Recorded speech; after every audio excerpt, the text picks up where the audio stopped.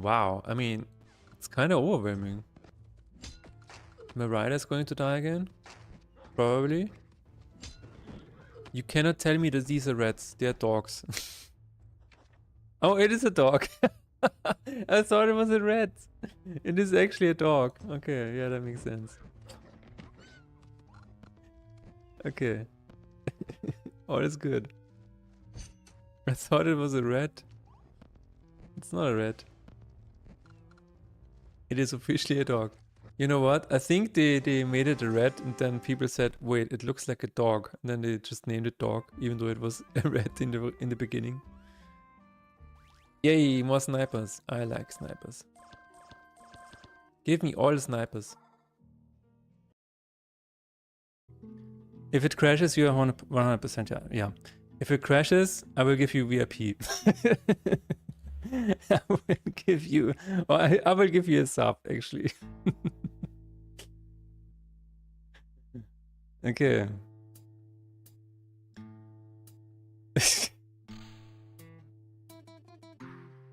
Okay, this is saved, so if it crashes now, I will give Nick a sub. Let's see.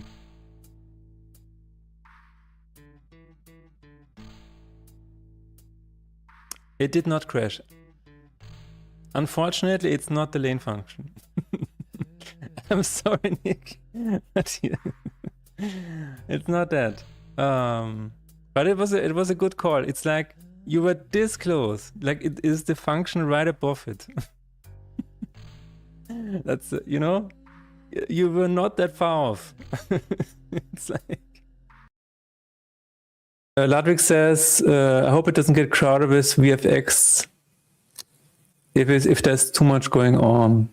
That is something that we are very aware of, I would say, and we will definitely have to keep that in check, right? So I think VFX gets misinterpreted as this like things everywhere takes over the screen. But it's more about communication. Like the way I'm looking at this, if you notice, like I even suggested a UI solution for things because for me, my job is communication. I just need to make the, like when you're gaining a despair, feel like you actually did the bad thing. And when you're gaining faith, it feels like you did a good thing. Let's see, click on mouse down, call function. How the hell is that possible? How is that possible? Wait, what?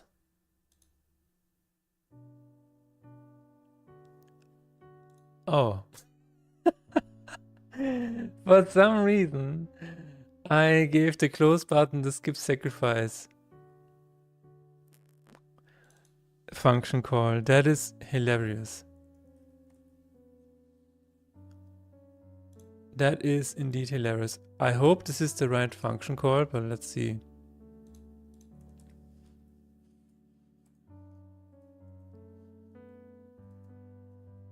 I hope this is the right one. Close inventory, etc, etc. Yeah, I guess this is it. That is funny. Like I have some ideas and I have the art already, but I just need to sit down. And I cannot do that. I cannot sit down if there are bugs like soft locks or whatever. That is actually, this is not a good thing. You have to make sure there are no soft locks in the game. For obvious reasons. Do you work with the flowchart or anything? Flowchart? What do you mean?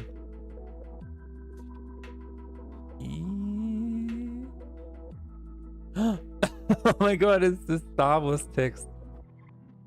No way. Okay, I cannot do that. I'm sorry. Yeah. That's it. That was the test. Unfortunately, I cannot do that. Yeah, it's really unfortunate. It is really unfortunate. This will have to wait. Just. Oh my god, that is so weird. When you hear an AI generated voice and it has these weird human pauses and ahs. It is so weird. Like it is almost making you, I don't know, gives you goosebumps or whatever, because it almost sounds alien. Yeah, that's so weird. The thing is, so here's what we learned from reaching out to people. A lot of times you get in contact with an agency that handles the, you know, all of the contacts and stuff like that. And then a very peculiar dance starts where it's like, do you have a budget? I'm like, yes, I have a budget. What is your budget? Well, how much does it usually cost? I don't know. Tell me your budget first. What kind of budget do you have? Well, how much? You know, what is your usual rate? Do you have a special discount for indie dev creators? Yeah, we do, but yeah, just tell us your budget first.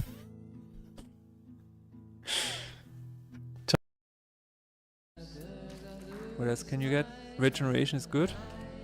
Spellblade, Stone Skin and Heal. That's fine. I can tank this one. It will die, but that's okay.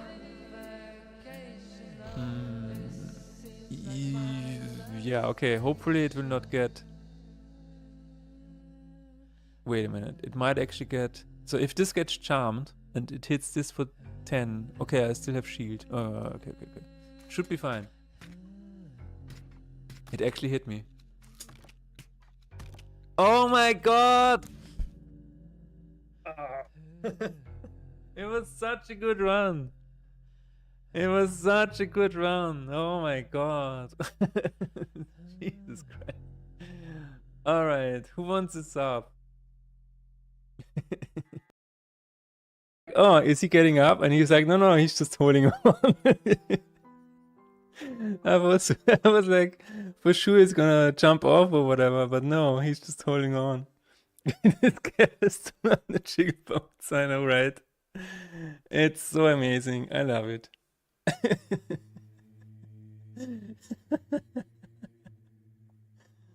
Oh. That's so cool. There you go. You can share it as well.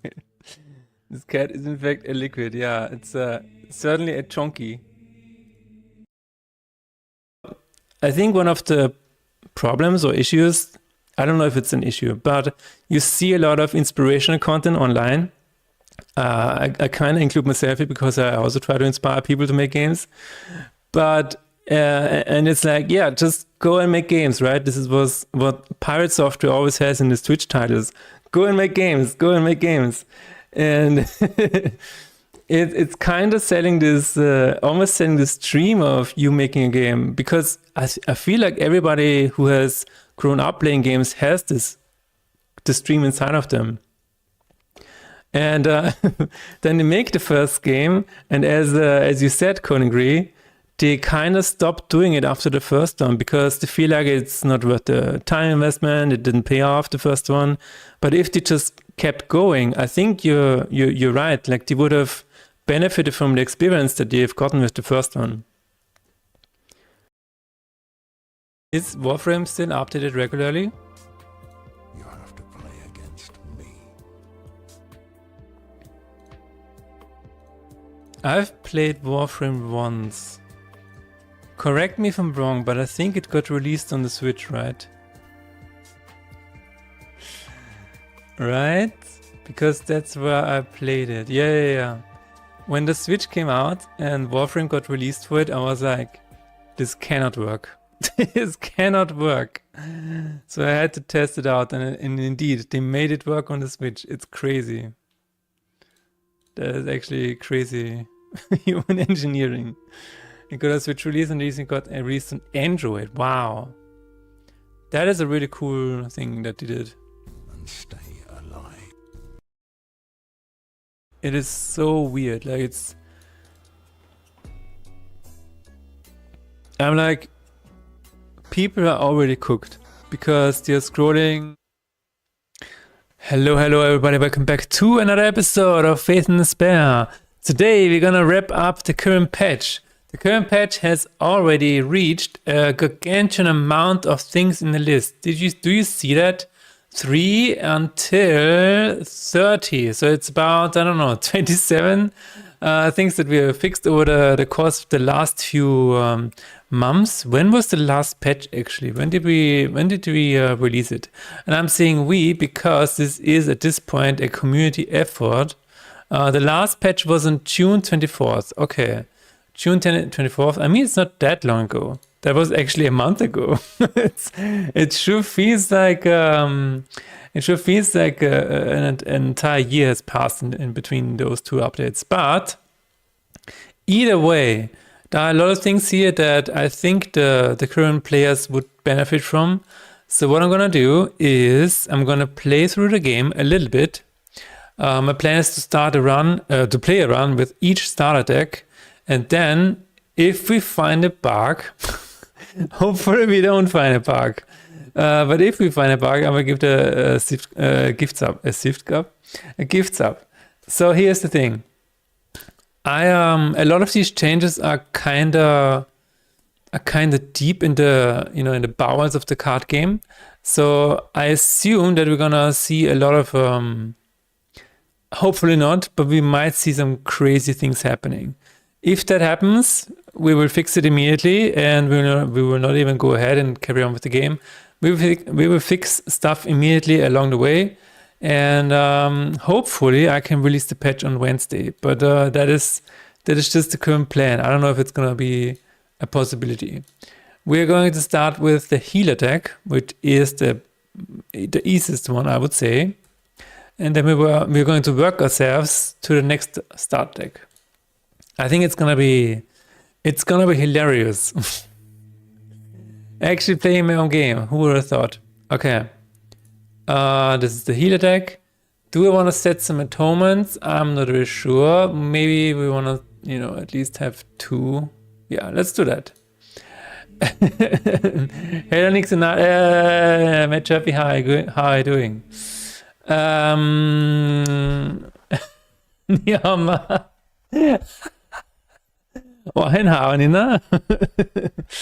how are you doing, Matt Chappy? I'm playing my own game today. I know it's kind of unheard of. I don't know why it is unheard of. But yeah, I'm preparing for the next patch. It's going to be a bit of a huge one. All of these things need to be released. They're screaming at me to be released. There's a lot of really crazy bugs in here, and I think the current players will actually benefit from these. So yeah, this is my plan. I wanna release this patch hopefully this week. We will see if it's possible or not. Doing all right. Hello, Techneck. Slept 5 hours and been sending like 100 emails, so just a bit knackered. Oh my god. Matt Turpy is in the trenches. That's crazy. Hello, Techneck. Hello, Coringree. How is it going? Is this wait a minute, this is kind of a Matt Turpy raid? Is this kind of a soft raid? What is going on? How is everybody doing? How was everybody's weekend? I think my weekend was all right. We didn't do that much. I was in the gym a little bit, and I don't know, a little bit of walking around, and then preparing mentally for having 43 degrees sometime this week. I don't know, patch this week, but I won't be able to fix the bugs. Super busy summer. What kind of bugs do you still want to fix before the patch comes out, Checknick? There will be more patches. You don't have to finish everything now. The only really important thing is that the run starter is working, and yeah, that is pretty much it. I wrote down some. That's good. We will do another patch, Technic. The reason I want to do a patch right now is because all of these things, they really kind of need to be out in the wild. It is kind of, we've come to a point where if people report a bug now, it might already be fixed, and that is not good. We need to put this out, and we will see. But you can also tell me about them, and then you can also tell me about it, and then we can figure it out later. I was shown as a matchup rate. People in Slack from work get very confusing. People in Slack from work get very confusing. Why? My new trader has none to wear. Feels bad, but hey, I got featured on big Japanese gaming site. Feels good, man. I don't know what. It is really hard to say how a video will perform, right? It is. I don't know, man. You know what I think, Chirpy? I think maybe the next time you announce the release date, maybe that will be more of a, maybe that will have an impact or something like that. I don't know. It is really hard. I remember from updating Faith in Despair, I kept updating the demo, and over time there was waning interest. I don't know why that is, but yeah, it is what it is. But I think, do not be. I hope you're not too down on that. I think the release will, catch the flames again for sure. I also was thinking that at least the vlog would do a little more numbers, or at least the trailer. But overall, I would say the feedback was good, right? I mean, the feedback that you did get was positive, and I think that's good. But yeah, patch this week. Dude, even for already released games, patches are always a bit gauging interest is very difficult, very difficult. All right. I was a little demoralized for a bit, but hey, it's still early too. I know I got more wishes than I did during the demo release, so I shouldn't really complain. Yes, I know, right? You're putting so much work into something, and then it just, I don't know. It does not get the reaction. But yeah, do not despair, Chirpy. Do not despair. Oftentimes it just takes a release. Oftentimes it just takes a release. I don't know. Do you plan on? This is probably too much questioning here, but do you plan on announcing your release date at some point, or when? I mean, at some point you probably will announce it, but when do you want to announce it? I was kind of thinking that this would be it. I was kind of thinking that in this, big push, you would also announce the release date. But I was mistaken. And you never know. You never know whenever a video does well and whenever a video doesn't do well. It is always a bit of a gamble, unfortunately. Or fortunately, I don't know. Because when you win, right? Yeah, but hope again you're not too much down on yourself for that. It will get better. I hope it will. It has the potential to get better. Do I want an exclamation trigger? No, I do not. I'm gonna put the draw card. No, it's fine. Do I want to sacrifice anything? No, give me the despair, please. Treasure. Okay. So yeah, again, I'm gonna play the game for a little bit, see if I find anything. And now that Technic has said that he found many bugs, I am kind of curious. I'm kind of curious whether they are in the game or are they in the menu or where are they? I wanna know. Okay, someone gratifies someone else. I don't have a. I'm gonna take the chicken. Chicken is always a good idea. I didn't find new ones, just go to the ones noted down that we discussed last week. Oh, okay. Greetings, Darth Blechman. How are you doing? How's it going? We are playtesting the game today because I want to get a patch out this week. There have been so many fixes lately that I think it's a good idea to get all the fixes out. And it is again, it has come to a point where when I see new feedback, then I'm always a little bit, wait a minute, this is an issue that I've already solved. So in the interest of time, of everybody's time, I think the patch needs to come out. Had a game jam on a weekend. Oh, what kind of game jam was it?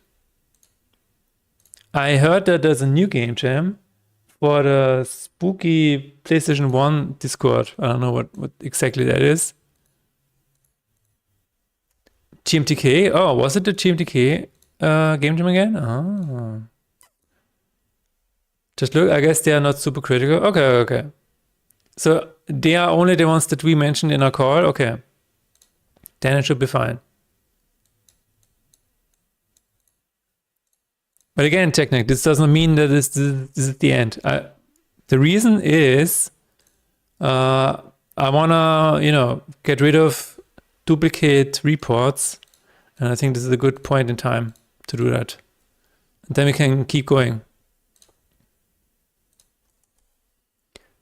Theme was Countdown. Okay. Do you have a playable game that you want to share with us out of that game jam? This is the end, my only friend. It is not the end. It is not the end. It never ends. It never ends. Game dev never ends. I think this is the unspoken rule. Game dev never ends. That we have collectively decided upon. The Council of Counts.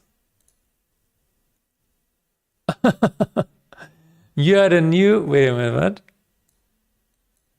You are the new Hand of the King. 6 counts members. 1 vote to constant.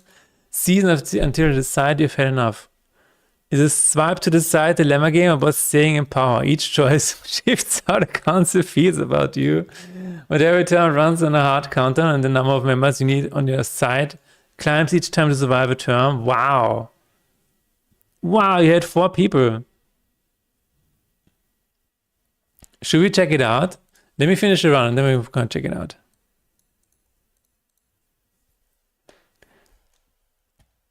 Afternoon 8. Hello, how is it going? Oh, yeah, okay. That's interesting. Yes, you do that, little boss. We are playtesting the game today because we are riding on a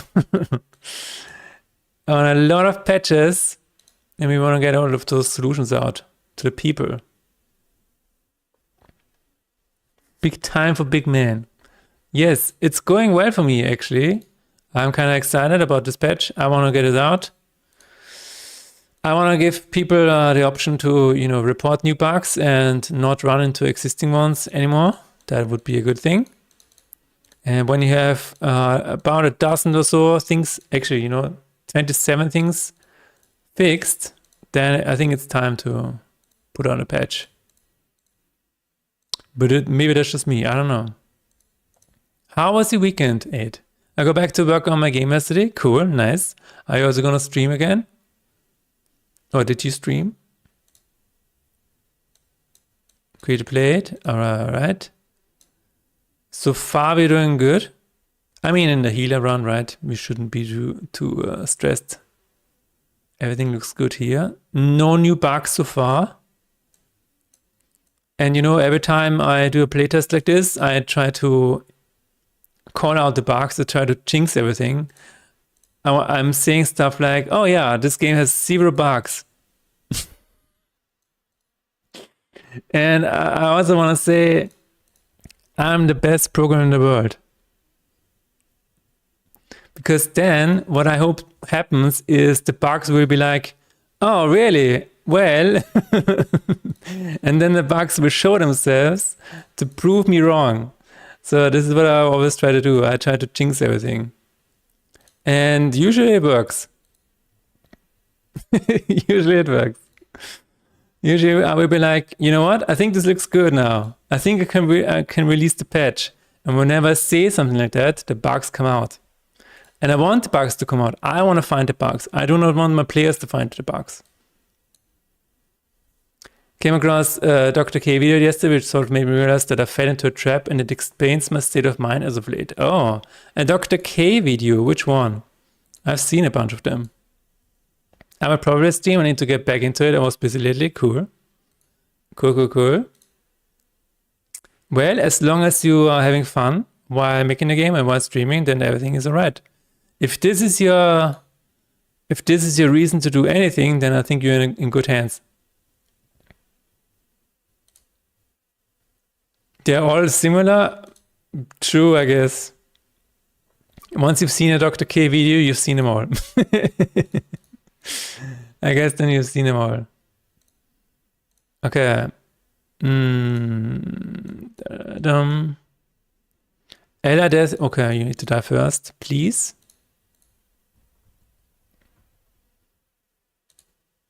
It's good to refresh it now and then. Yes. I think it's good that he the kind of introspection that he promotes. You know, look at yourself and be more aware of things that you're doing and that are happening to you. And one of the things that he said was really good is, I think it was in the Pirates of the video, where Pirates of the reacted in a weird defensive way, right? And then Dr. K said, "What are you hearing me say?" And I think this is such an interesting way to phrase that, because he obviously didn't mean to say it, but the other side is hearing something, is hearing you say something that you didn't actually say. I think that's a really cool way to do it. Hello, Renderpunk, how are you doing? Because oftentimes people have in their minds, they're running a completely different script, even in terms of you. So they are actually making up stories that include you. So every time you meet a new person, they they have this own instance of you in their own mind, which is really, really interesting. Warning. Mr. Debo with the raid. Hello, how's it going? How is the stream? Shout out to Mr. D-Boy. We are currently testing my game because we're ready to get a demo, a patch out actually. The demo was a long time ago. Hello, everybody, hello. Mr. D-Boy, what were you working on? Hello. I'm gonna check it out myself. Okay, 15 and 14. Ooh. Am I actually gonna die here? No, I refuse to die. I was working on a tween for 5 hours. Okay, I'm sure it was really important. What do you think? Fixing one bug for 5 hours. Dude, I know how it goes sometimes. I think the most recent one was a refactor I did. Where I also was like, oh yeah, this is what was it? No, I think it was, I was trying to find a bug of if you go to inventory and you have all of these gems here, right? Sometimes there would be an empty one. Like you would have a gem here and it would not have a name, but you could still move it around in a weird way. And I think I spent like 3 hours hunting this and I would still not be able to find it. That was crazy. It was only reasonable if it was a twink. Huh? What is it? What? All right. Do you want to share a link to a game? Mr. D-Boy, do you want to share anything? Otherwise, feel free to, raid and run. But yeah, today I'm actually trying to find bugs. A lot of these bugs that we've already removed, I think like 27 of those. Some of those bugs were really, really incredible. Like I actually really like a good bug hunt, especially on stream, where it always feels like a bit of detective work, you know. Nothing to share yet. All right. Mr. Boy. And sometimes I find players find the wildest things sometimes. It's incredible, really.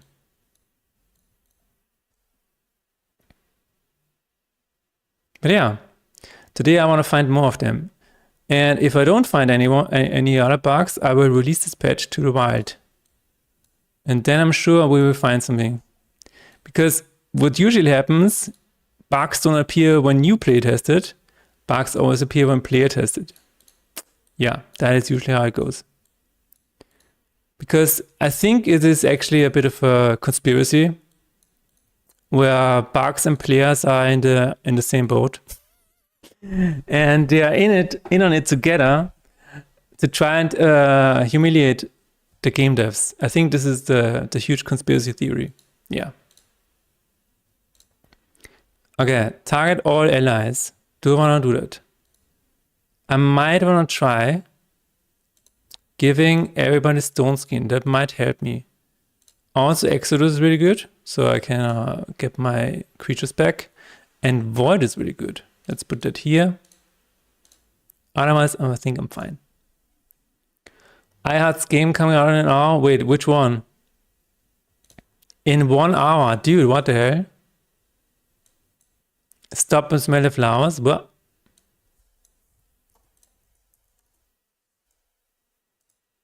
Plant seeds and watch them grow into flowers. Aha. Relax in a shady garden and watch the flowers grow. Seeds have a chance of mutating into a new species. For a chart to complete the collection of over 100 flower types. Oh. Damn. It's coming out in approximately 1 hour. What the hell? That's crazy. Wow. All right. Maybe my patch is also going to be released this week. I don't know why, but every time I release a new patch, I still get nervous. I don't know why. It never stops. Let me try it again.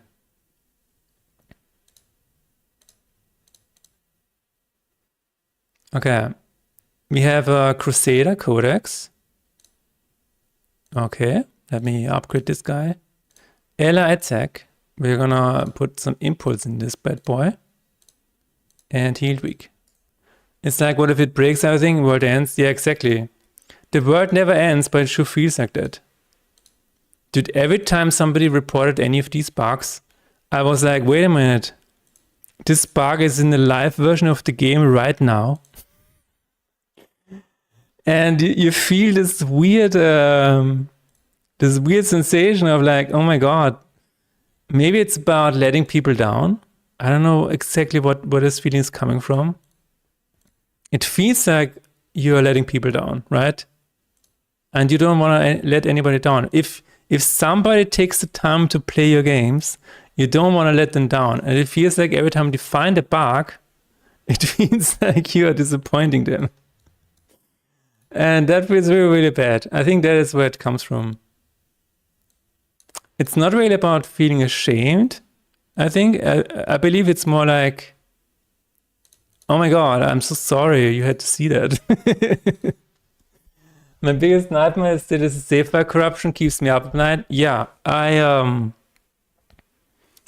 saw some automatic, file reports or error reports in my Trello where sometimes a file could not be read.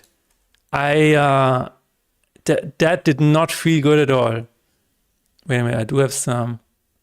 All enemies didn't apply. Wait, they had a different dice, didn't it? Yes, probably. So I had some automatic reports here where the file was not being saved or could not be read. And then I went absolute apeshit.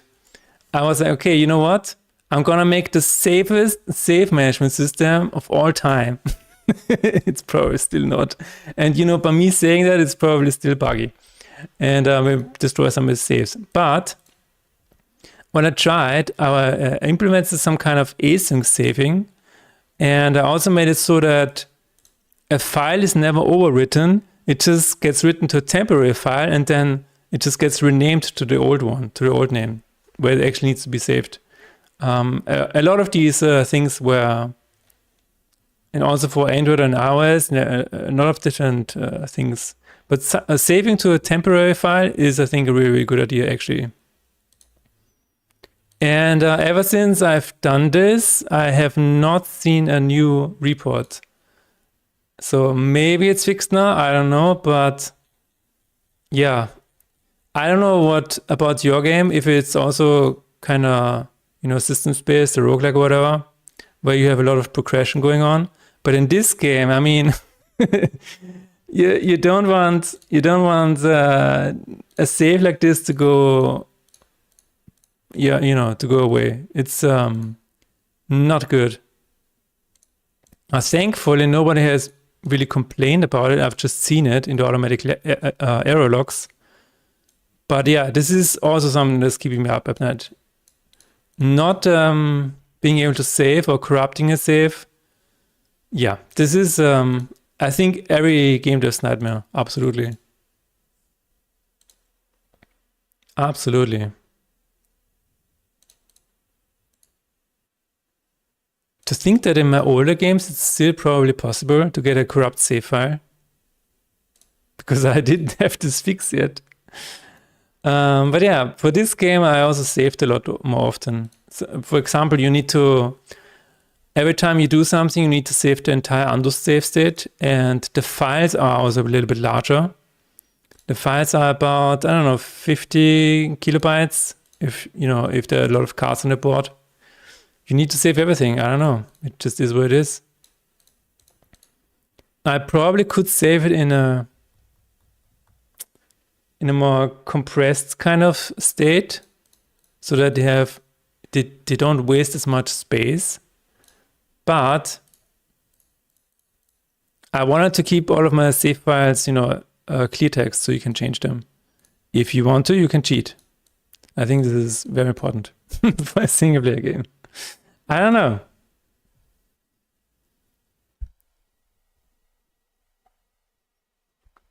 I'm trying to think what the biggest bug was in this game so far.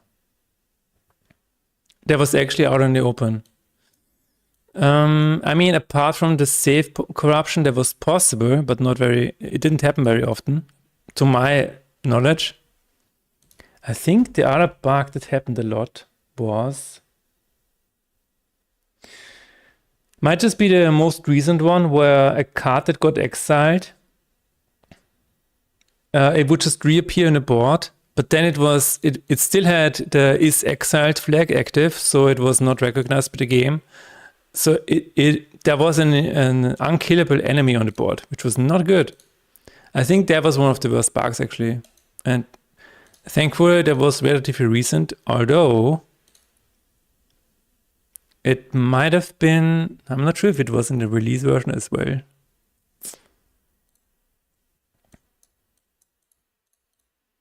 Other than that,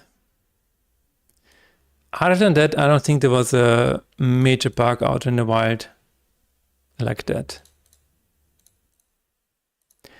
I honestly believe that when people encounter a bug, it is not that bad. It just feels infinitely worse for the game dev. Sometimes people find a bug and they're like, oh, this is not working apparently, and they will just try to, you know, go around it or find a way around it. Whereas if you see somebody stream it, you will die multiple deaths inside. Safe, it's called. The bug could have been named. That's true, yes. Some bugs make games better. Yeah, probably. Anyone remember launch swing in GTA 4? I don't remember that, but I remember some bugs in Skyrim. You know, the troll launching you into the sky. That was a fan favorite. I would honestly say that even if they fixed that especially if they fixed that one in a remaster, one of the 10 remasters that they did, I think people would actually complain. Like, why is the troll no longer sending me to heaven? What is going on? Please fix this. So yeah, I would say that you're right. Some bugs are just cute. Oh my god, it fractured me.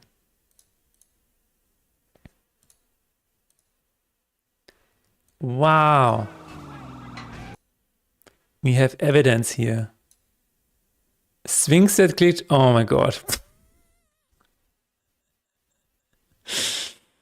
Oh my god. Yeah.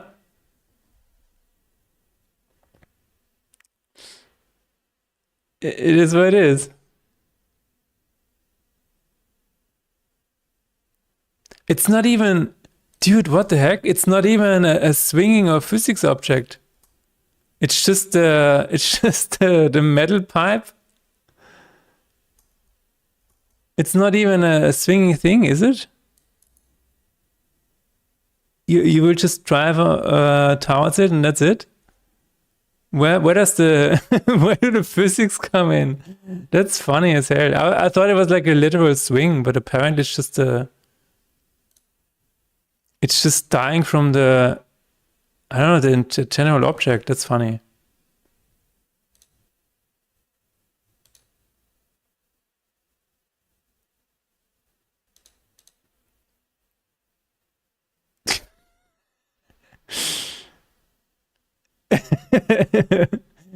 $1,000 miles per minute. Oh my god.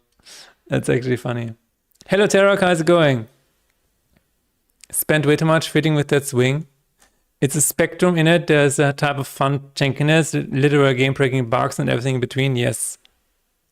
Oh, actually, Matt Choppy was talking about it in this new vlog, right?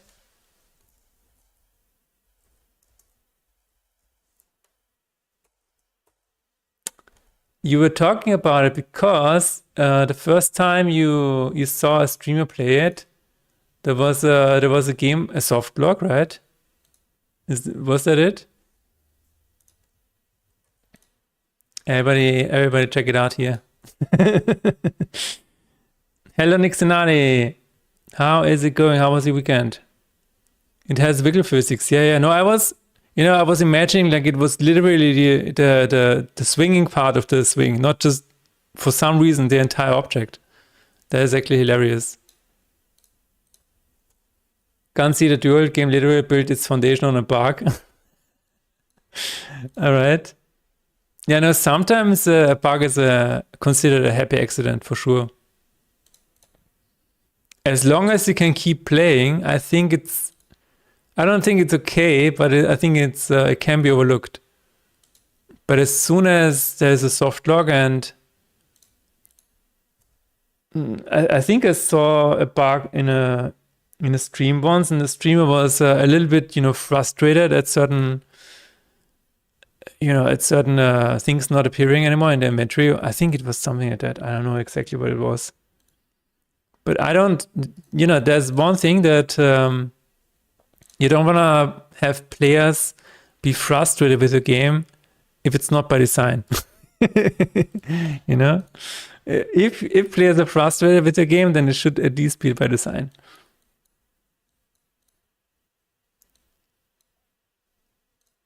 You were forced to restart the entire game from the beginning every time you died? No! Wow. In Quake 3, whole concept of strafe jumping, it's a bug, but whole competitive and racing scene is better around it.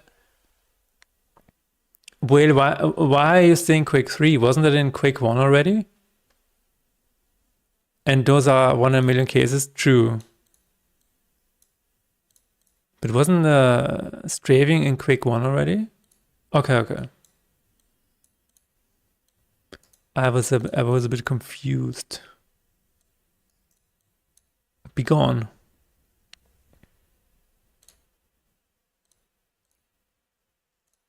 I mean, I'm trying to think of other bugs.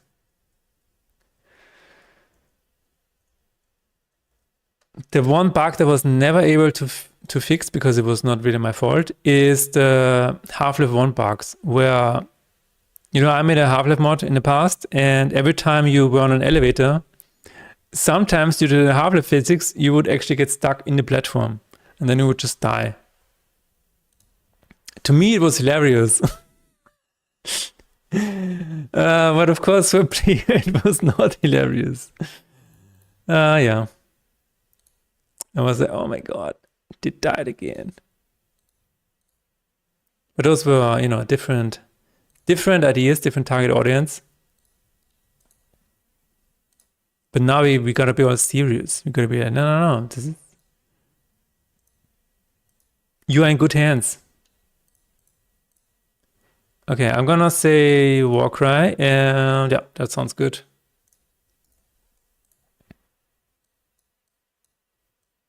So far, so good.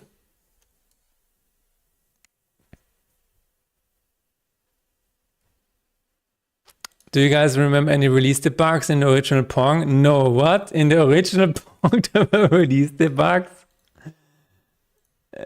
What?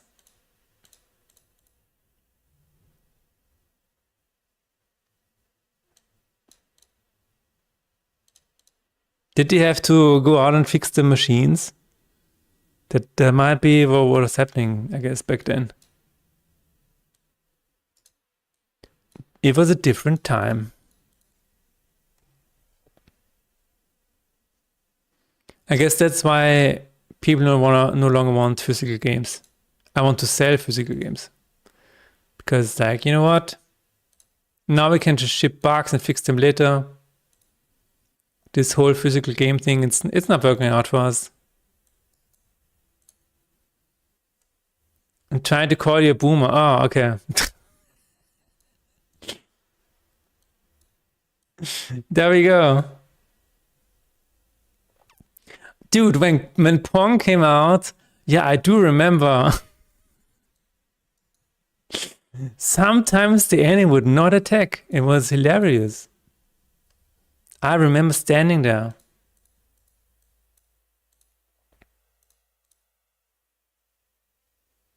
No, it was not. Okay, Warcraft 5, all allies. Yeah, it seems like we're on a good way, on the path to victory here. Maybe, I don't know. Let's try this.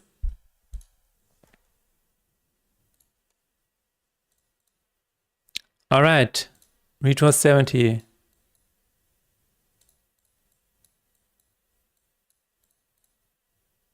Okay. We are good. Once this run is done, we're gonna check out Darth Blackman's game here. Game Jam game, I wanna see it. I think it kind of looks like the other Game Jam that the creator of Inscription made. So I'm curious if it is similar or not, or just a coincidence. I'm in a festival today. I don't think it's featured though. No idea what to expect. What kind of festival? Shroud of Gloom.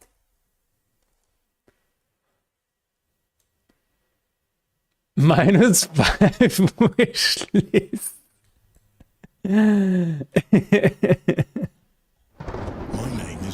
What? Wait a minute. You are in a festival, but why does it not say up here? Usually you have the banner here, right? Or are you personally in a festival matchup? Is the festival banner up here? Can you imagine being you yourself being in a festival? Wishlist matchup, you know. Oh, I don't think it's live yet. It's starting today. Okay. The Mad Fest. That would actually be hilarious. Wild IL tapestry in 4 hours? No shit. Are you serious? Mad Chub, you're gonna do an IRL stream in 4 hours? No way. Oh, is it because of the event and Coding Cream just made a joke? It's the Monochropoly Fest for monochromatic games. Oh, okay. Okay, well. Dude, expectations are such a weird thing for festivals like these. I just have zero expectations. -5 wishlist is actually the best the best expectation to have. Let's be honest. Dude, it's so hard. It's so tough. I think what I should do, and I don't do it, what I should do whenever I'm in an event like this, I should just, not look at the stats whatsoever, and just, once every month, I should just look at it and be like, oh yeah, what did we do in the past 4 weeks? Okay, yeah, that's good, because then you just see the average and you. But no, what we always do, what every game dev does, is just in the stats every damn day. And we were like, wait a minute, why isn't there a difference yet? Because you just checked 50 seconds ago. It doesn't work like that. Oh my god. I wish it did. I don't think it's like to be fairly insignificant when it's not going to be featured. How come Steam Store is unhackable? Why can't hackers hack it and enable Indifest and only our games on it? Yeah, that would be nice. Because, why not? Then I assume most traffic will be either external from the banner on other games. Big brain stress, absolutely. Yeah, dude. Okay, so the one thing I never look at is the traffic stat. I think the traffic statistics on the Steam backend makes 0 sense. It just makes 0 sense. It would be like, oh yeah, you have 50,000 impressions and you can kind of see where they're coming from. And then it's like, oh yeah, you have a lot of, your click-through rate goes down the drain because you have an infinite amount of impressions. And then it's like, yeah, but that doesn't mean anything, because even if I get 5,000 impressions, it doesn't. It just wherever they are, wherever it appears, I guess. But I don't know. It's just such a weird statistic. I stopped completely looking at it and just treated it as false every goddamn time. I started testing out UTM link surf and checking it a bit now. Oh, cool. That is cool. Again, I'm in the shipping boat. I'm like, you know what? Traffic will be traffic. The only thing that I can do, that I can control, is mention my game and send it out to streamers and link it wherever I can. And then it's like, you know what? I will just count the sales. I will just look at the sales. If they increase, maybe I did something, maybe I didn't. Maybe it was a Steam event, maybe it was not, maybe it was just a blip in the universe. I have no fucking idea. The correlation between getting more sales and not getting more sales is probably related to some kind of sale event, usually. Or maybe a big streamer caught it. But that's probably it. Everything else is just noise, unfortunately. I'm just, yeah. Impressions are important. If they don't convert, you have an issue. Maybe capture issue. Yeah, no, I agree. I kind of agree there. If you don't get enough click-through rate, yes. But here's the thing. If you get 1,000, if the statistic says you get 1,000 impressions and you get 100 people to click it, the click-through rate is a lot higher, like percentage-wise, logically, than, for example, when you suddenly get 50,000 impressions and, 500 clicks or whatever. Because it matters where your game is shown. If your game is shown somewhere where it's not your target audience, you will automatically have high amount of impressions, but that isn't your target audience. So it doesn't really matter if you have a lower click-through rate. That is my opinion.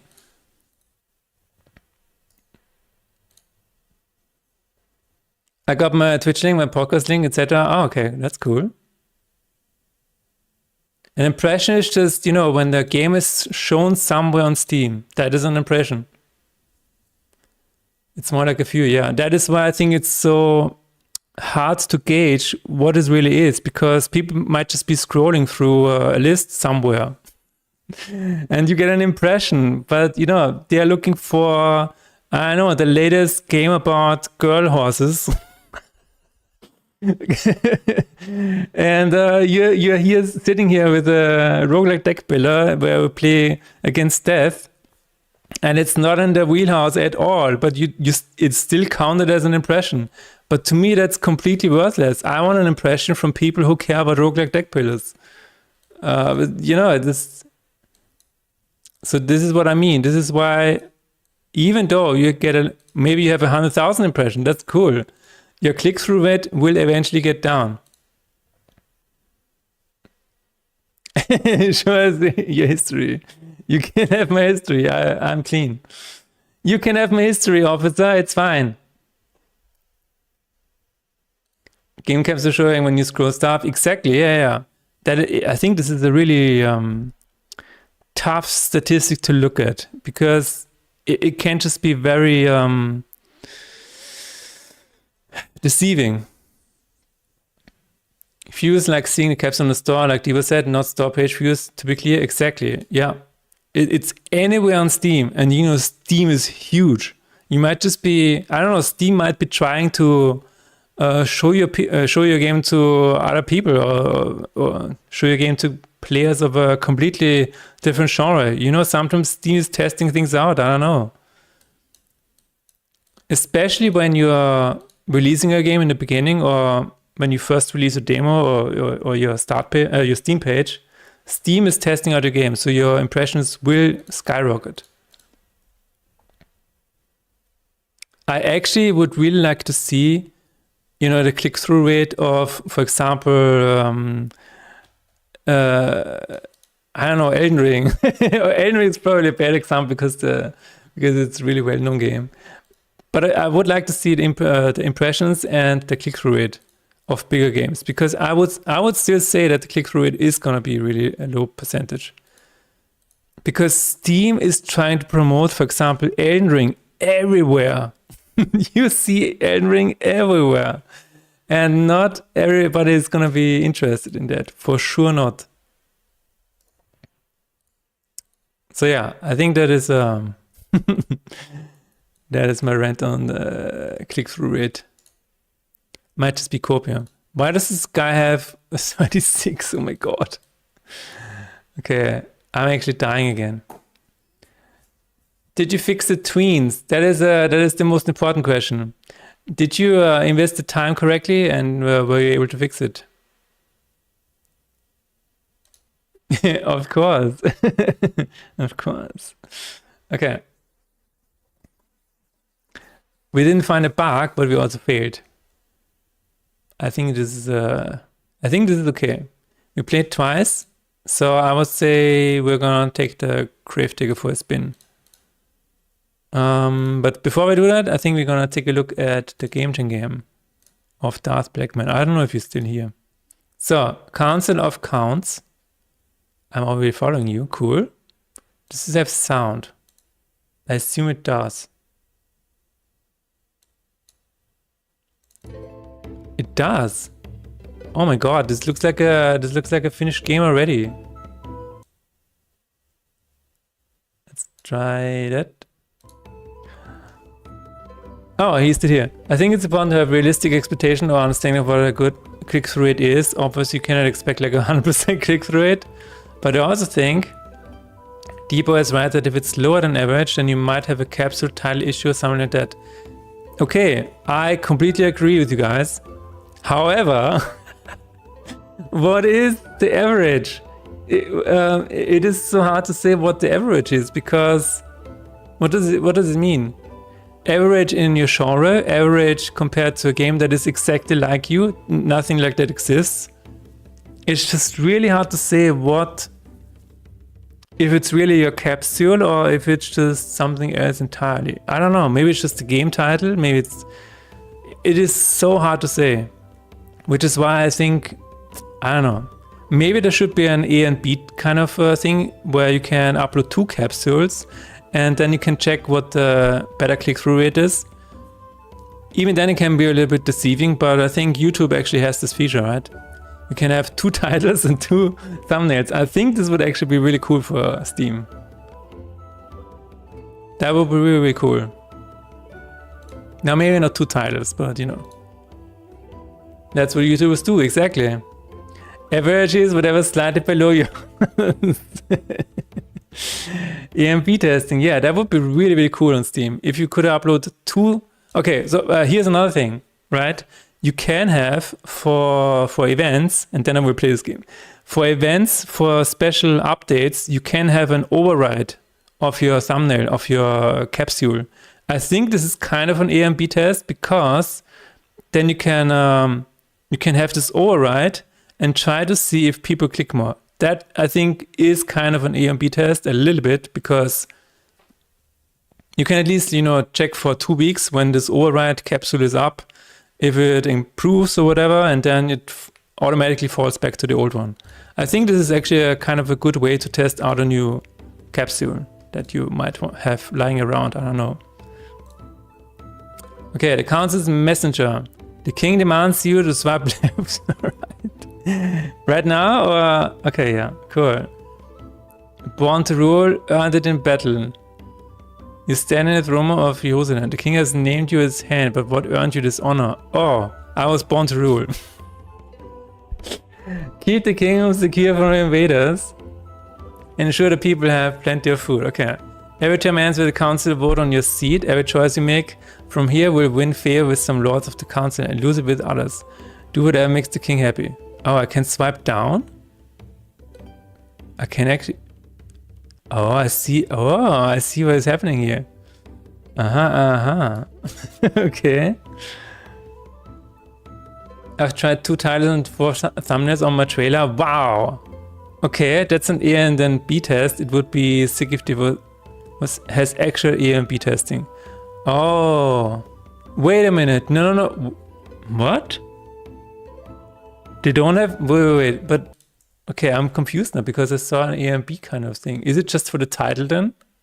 Is it not for the thumbnail? I'm confused. Wait. Video studio. YouTube studio. I meant on Steam. Ah, okay. Wait a minute. You meant on Steam, you tried 2 titles and 4 thumbnails on a trailer on Steam. Is that what you're saying? Okay, I need 3 to survive the seasons. Oh my god. Time is going fast. Oh my god. Okay, what happens? For anything else, my liege, how will you carry yourself before this council? Favor the guard, favor the common cause, stay neutral for now. Oh shit. Oh shit. Oh my god, do I wanna be... This is almost political already. Can't be able to Discord immediate tense Jews with local emirs.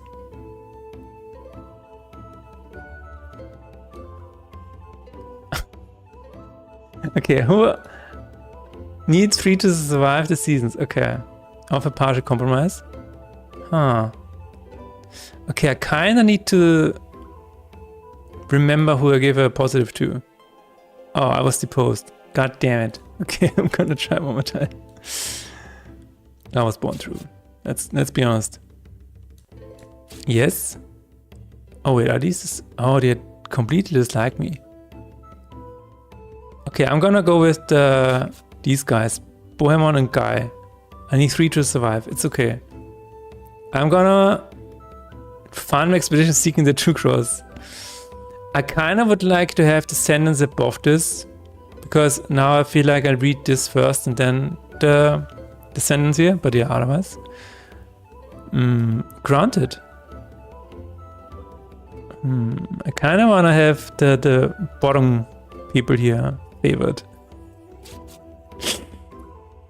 Wait a minute. F5? Do I want to F5 now? No, that was YouTube. Okay, I was completely confused. Okay, never mind. Local emirs. He's caught it already. He really likes me. Relocate the filthy beggars away from my estate.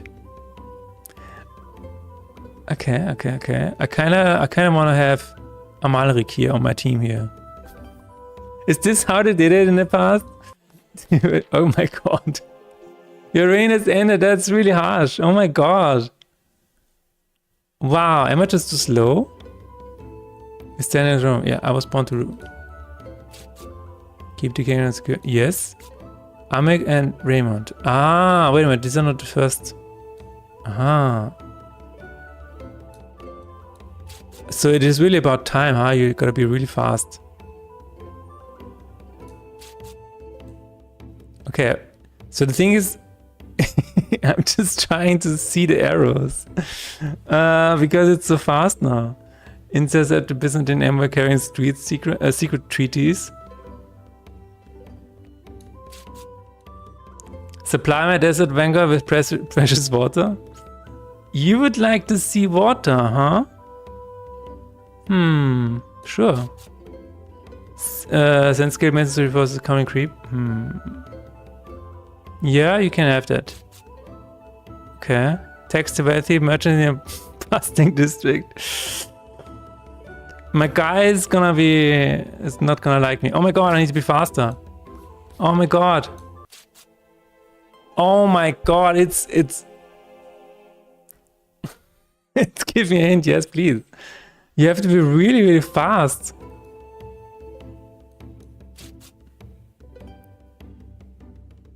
Raymond and let's go. Amalric and Raymond, please stay by my side. Okay. Wait. I'm gonna say this guy and I wanna have, okay, Baldwin, no.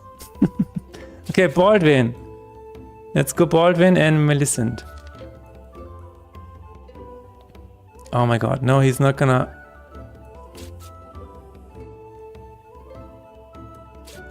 Maybe this guy is my... Yeah, maybe? Oh my god. Approved! Oh!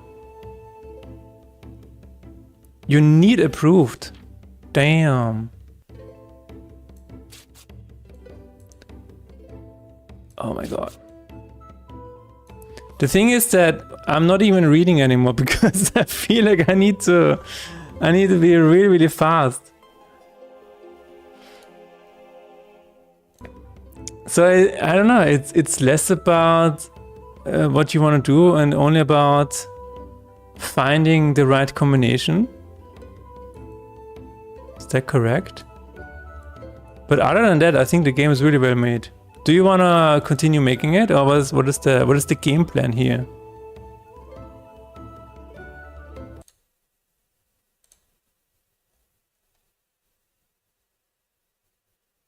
Things which yeah, no, this was really cool for a game jam, especially. Really nice, really high quality. I would expect much less from a game jam game, dude. Even the bar for game jams games has been so high lately. It's crazy.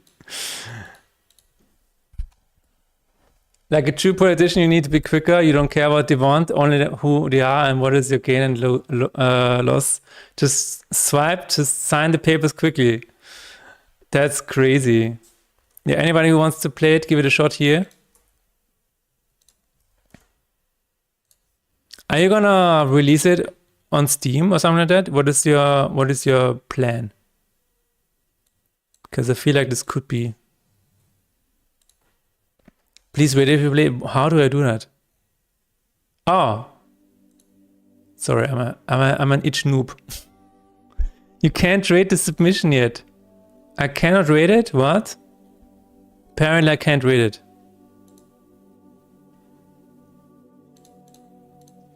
Oh well.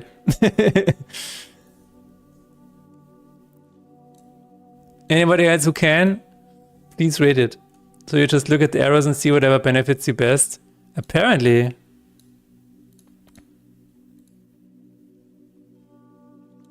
Oh, wait a minute.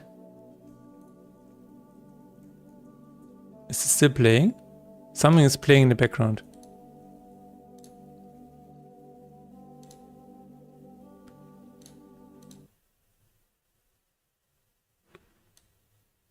What? Okay. I swear I heard a sound here.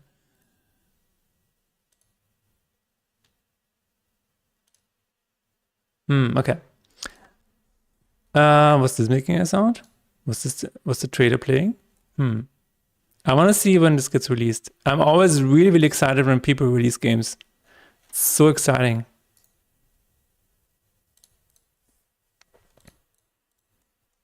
There could be some strategy, but if you get two at the start, just compromise. You can survive throughout the game like that, but also can just swipe compromise and that's it. But that's no fun, in your opinion? Yes. It's weird I can't. Yeah, that's true. I guess you have to be... Wait a minute. Maybe you have to be a participant in the game jam so that you can actually rate it. I think that might be it. No, but from a quality point of view, really, really cool.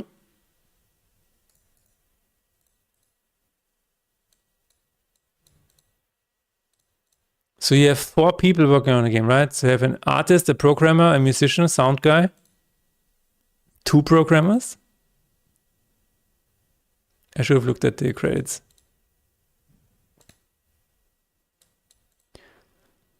Okay, we have nothing in the graveyard. We need to keep going. This guy. Can I put this guy 1 level higher? That would be nice. Kudos to our artist and musician, they brought our game to life. Nice.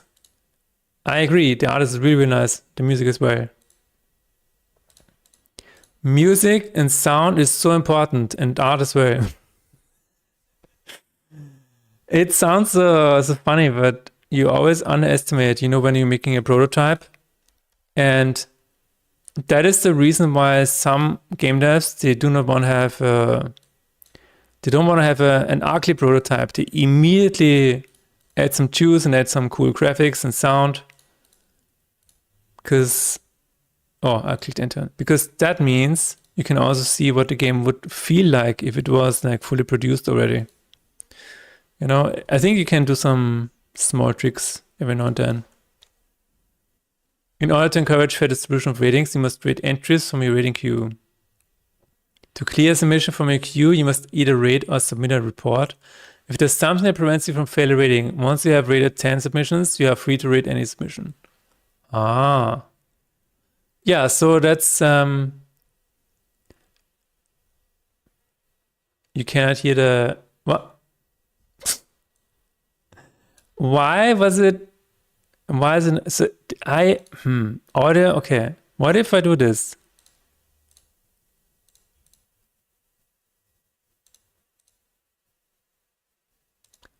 Every time, so ever since I changed this, why is Winham twice here? Okay, I'm gonna... Wait, do I have 2 Winhams? No.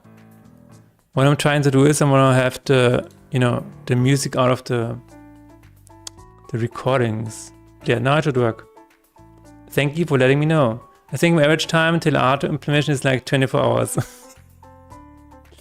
Right? You need to have something, some kind of visual. There are some people who can work on a game and it just looks like a gray box. And I cannot do that. I need to see what it could be like. Even if it's not the entire finished art yet. But I need to see what it... I need to see. I need to give it an approximate look of what I want it to look like in the end. Otherwise it doesn't work for me at all. This is what I don't understand about, gray boxing a level out and then trying to see if it is fun to play. But I always think, but isn't art just increasing the fun? Yes, I mean gameplay is very important. If a level is fundamentally not fun to play without textures, it's probably not fun to play with textures. That I agree on, but sometimes, man, imagine what is the one game called? You guys remember? The walking simulator, one of the first walking simulators.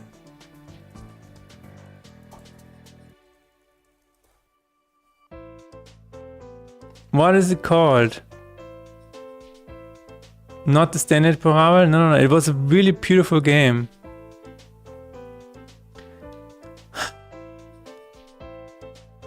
You can visualize stuff in your mind? Yes. I don't know if this is a joke question. I guess it is. Coming from Checkneck. It was called, you know, it was a first-person game where you walked through on an island through a cave, and the cave was really beautiful. Something with D, maybe? Ah, god damn it.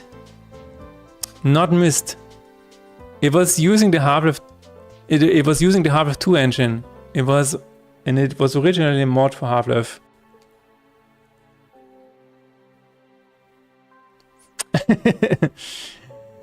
Okay, wait a minute. Also don't know if you know Reigns, very similar game. Dear Esther, thank you. Imagine, and this is why I'm saying that. Imagine doing a gray box version of this game.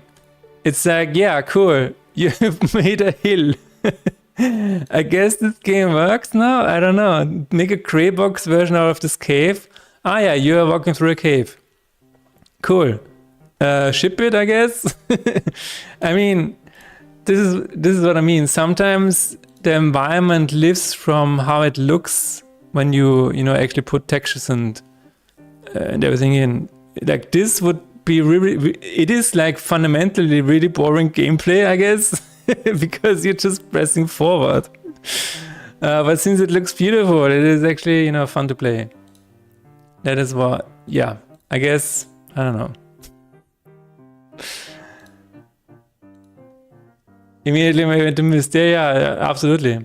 Don't know if you know Reigns, a very similar game. In general, it's wanted to do a Reigns clone for a while, and also wanted to do a medieval art game for a while. I think, yeah, you definitely nailed it. I don't know about Reigns though. Never heard of it. Especially depending on the genre, sometimes art and sound can actually be part of the core thing. I agree. Satisfying simulator type, yes. You lose the point of if you're stacking great boxes without animations and sound, exactly. I'm 6 months in on my play as a standard cylinder from Godot. I could not do that. I really could not do that. I need to have some kind of art where it feels like, you know what? I could probably kind of ship it and would get a lot of, mixed reviews, but I kind of, you need to feel out what the game is going to look like or where it wants to go and what kind of art direction it needs to have. I think that is why it's really important to me. Some people just can't visualize stuff in the mind. It's called aphantasia. Okay. Okay, so let me think about that. When I was working, and I mentioned this because I think this was especially for a visual kind of thing, very important. But I always had a very strong vision for the environments for this game. For example, this one I definitely had a vision of. I also saw the intro of this game very vividly. That was actually a dream. Or this section, for example. I have I think of something and then I was like, what could it look like? And I walk through it in my mind, and then I try to, as accurately as possible, draw it down. Draw it on a piece of paper or something like that. And yeah, that is what I usually try to do. I also do this with effects. For example, if you have, if I can show this now, but there's in this game, there's a section where you see the X on the side as a shadow on the board. That is also something that I really wanted to nail. I saw it in my head and I'm like, okay, I want this side to appear like this, and then just make it. I think this is very, very, very important.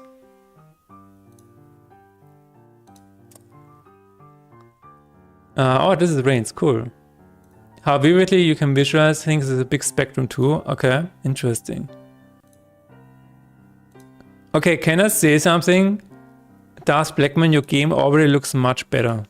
So maybe if you keep going, you might actually have a selling point here where it's like, yeah, it's Reigns, but it looks better. In the Crypt of Despair. Oh my god.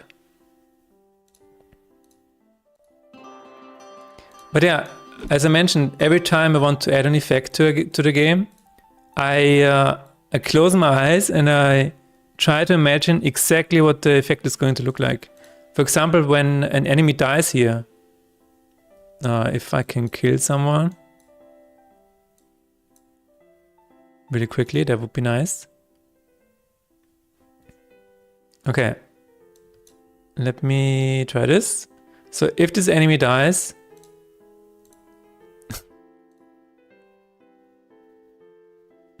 doesn't want to die. If this enemy dies, I said, then I saw this animation where it just slowly, you know, disintegrates into dust and something like that. Yeah. So yeah, pretty much every effect in this game I visualized in my head. Okay, I will be right back. Imagine an apple and then click on this.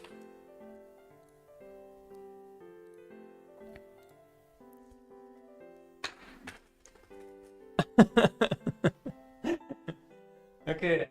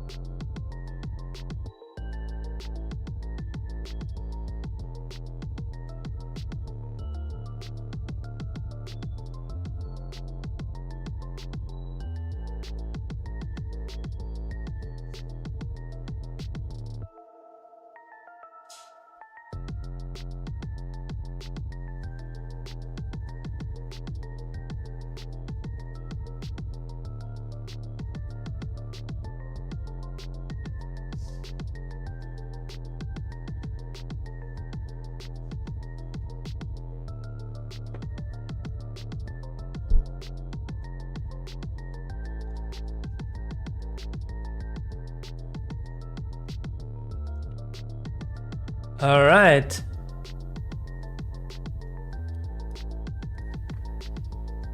Can I move this to the left? No, cannot. Okay. If this enemy dies, yes, that is a big if.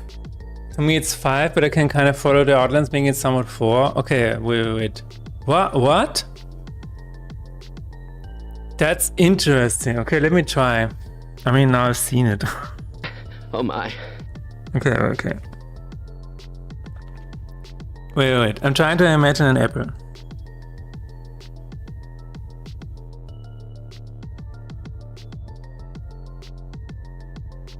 Oh, that's actually interesting.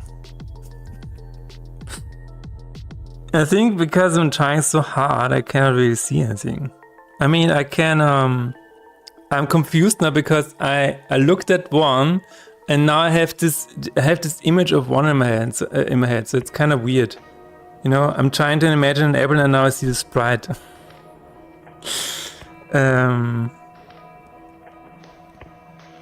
But here's a funny experiment.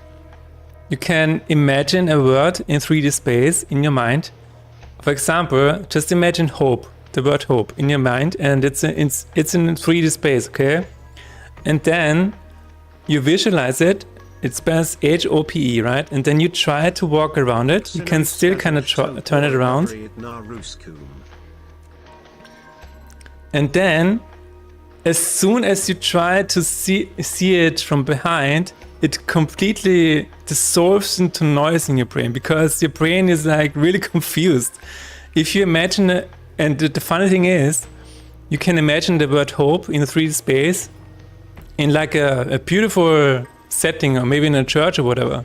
And then when you turn around, when you turn the word around, the entire room will still kind of be there, but the word will be just a jumbled mess because you don't really know what hope looks like from the other side. It's really, really fascinating. I think I'm one of the lower, maybe 2.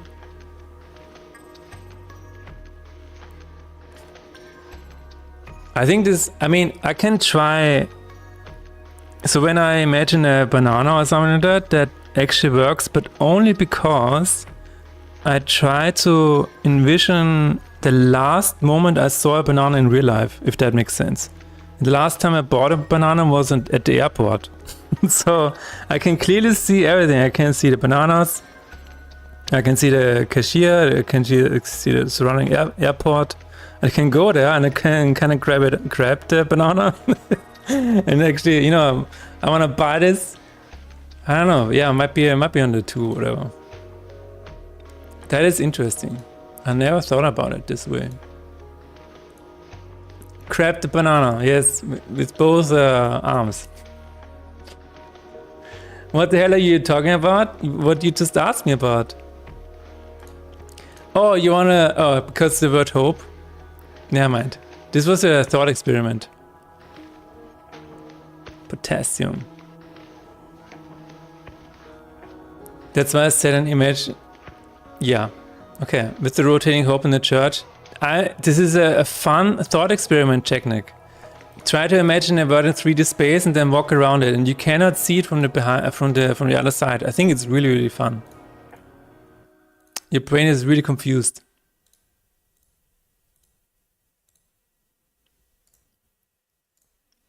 Okay.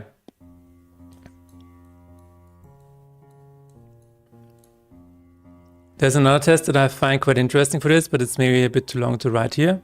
I don't know. Why is it so long? Can you summarize it? ChatGPT, please summarize it.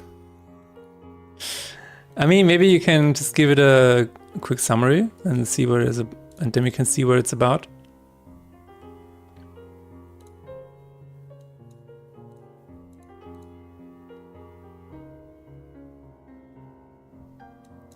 Okay, a lot of people are dying right now. That is not good. So let's get all of them back. I still need to figure out a way to upgrade my Anubis here. So maybe it's time now. There we go. No, I find mental experiments extremely fun in general. Especially when you see the limits of your mind. And then you get to realize that everything you see is not real. It's just an interpretation of the real world. And it gets kind of spooky when you know that some things your mind will just filter out. Because it's not interesting, or it decides that it is not interesting to you. Isn't that kind of weird? Found a short version of it. Okay, follow these steps to discover your thinking style. Visualize a board on a table. Visualize, picture, imagine, whatever you want to call it, a board on a table. Imagine someone approaches. See or think about a person walking up to the table and watch what happens next. The person gives the ball a push. What happens to the ball? Note your immediate response. Pay attention to how detailed your mental experience was. Okay, so imagine a ball on a table. Imagine someone walks in. And then the person needs to give the ball a push. And then see what happens to the ball. Is that it? Okay. I'm imagining a ball on a table. There's a dim light. I cannot see my surroundings. And I'm sitting there like this. I've been expecting you. And someone comes into the light. I don't see the face. I only see them, you know, until here. And then I see the hand tipping the ball. And the ball kind of makes a weird motion, and then it just falls off the table, maybe? I don't know, it just keeps going. That's about it, yeah. The finger pushes the ball and the ball just does something weird. Yeah, that's about it. The problem with that is that I really have to think about not influencing how I want the ball to go, if that makes sense. Like, I know what a ball should do, so I have to differentiate between visualizing an accurate simulation of the ball, you know, moving and then falling off the table with gravity and stuff. And so what I told you was the initial thing that I saw first. Now there are some questions. What color was the ball? Oh my god, I think it was red. Kinda like that. What gender was the person that pushed the ball? Male. What did they look like? They were wearing some kind of fancy outfit in terms of a suit or something like that, where they had a lot of buttons down here and really expensive, like everything looked very expensive. What size is the ball? It was like this, kind of like this, half the size of my mobile phone. Okay, like a marble, baseball, basketball. It was a baseball. What about the tail? What shape was it? It was an exact square of wood. I think it was kind of wooden, yeah. I think that might have been influenced from this table here. So it kind of looked exactly like this. But it was absolutely square. A perfect square. Now the thing is that I think what happened to me was I imagined a table, but I didn't imagine the rest of the table. I just imagined the surface, which is why I think that the ball just kept on going. I think that's what happened. The crucial question, did you already know these details or did you have to choose them after being asked? No, I already knew these details. I saw exactly that. I told you what I saw.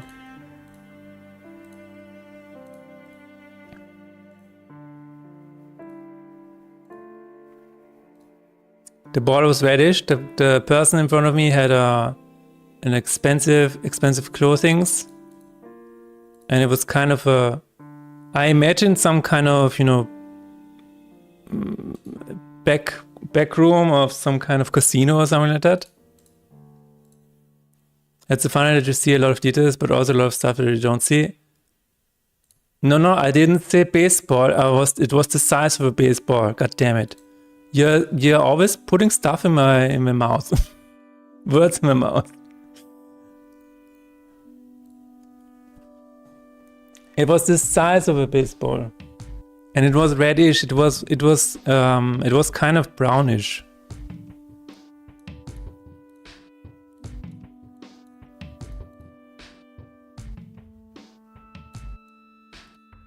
Okay, so what does it mean? Am I sick? Am I gonna die soon? What does it mean?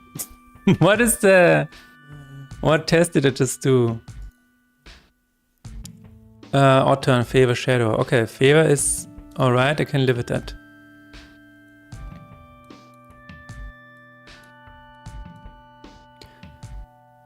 If the origin count of the shadows is hit, it will be revealed and all other shadows will vanish. Cool.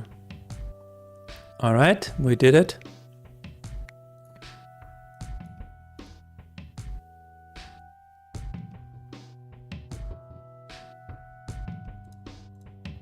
Wait, swap a game's live standard, they cannot visualize anything? That's interesting.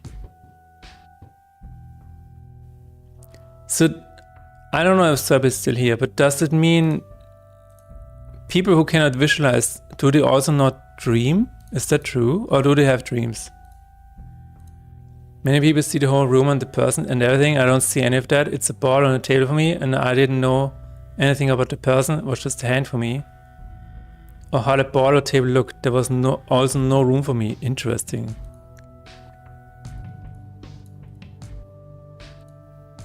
I have dreams sometimes. Okay, interesting. Again, very interesting.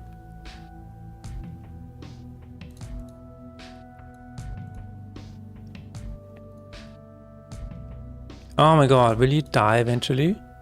That would be nice. 22. Creature played, poison.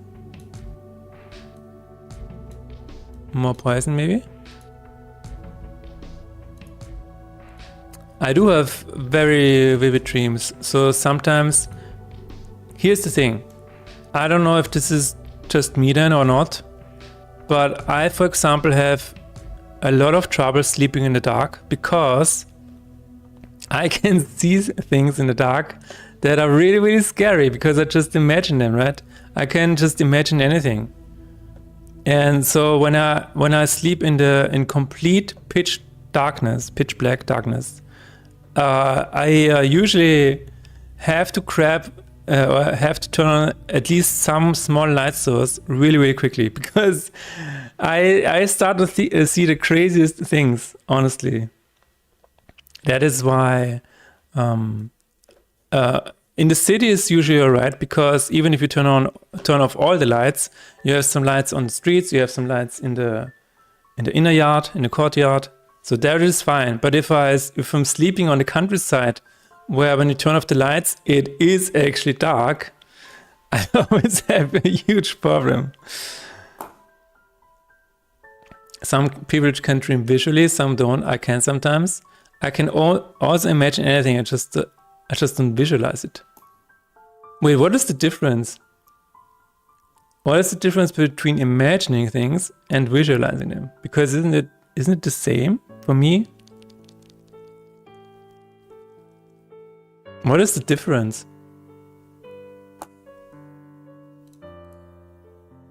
Okay, explain it to me.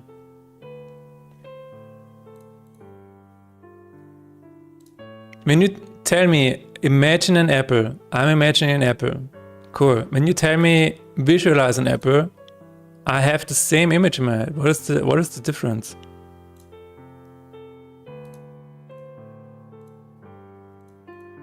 What is the difference? We have poison over here. I need more triggers actually. Yes. Lacma pack would be nice. Blessed. Enemy buffed. No. Blessed. Let's go with that. How am I? Yeah, okay. Deck shuffle is good. Impulse. On. I just need more triggers. But I think we are doing fine so far. As I hope I can get Anubis here and upgrade it. Imagine pain, that's not visual, but you can still imagine it. Oh, true. That's a good point. That is a very good point.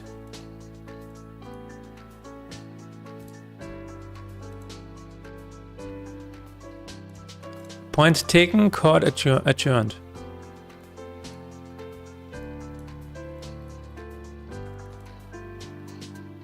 Okay, do we have any new bugs? No. No new bugs so far. We're still good. Orias is back. Back from the dead. When do we upgrade? 16 kills, you have 8 so far, alright.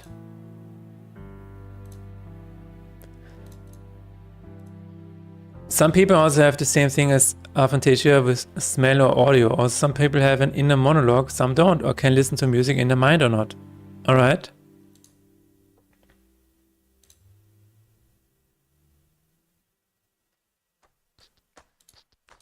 I don't think I have an inner monologue. I can listen, I can start any track that I know in my mind and let it play like an MP3 player. Sometimes it's good, sometimes it's really, really annoying. But you know what? I recently saw a meme where it's like, why are people complaining about an what is it called? Is it called ohrwurm in English as well? An earworm, yes. Why are people so afraid of earworms? It's basically free Spotify.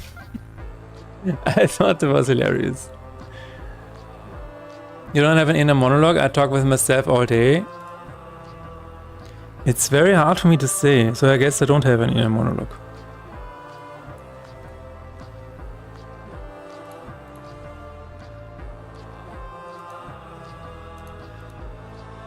I'm trying to I'm trying to see if there's a voice in my head. I don't have a voice in my head.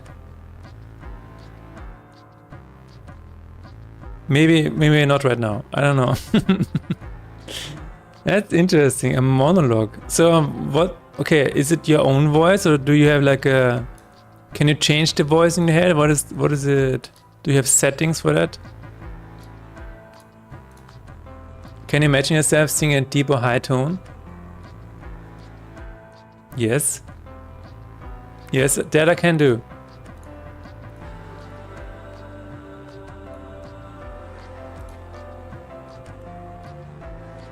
Then you got it, I guess? Oh.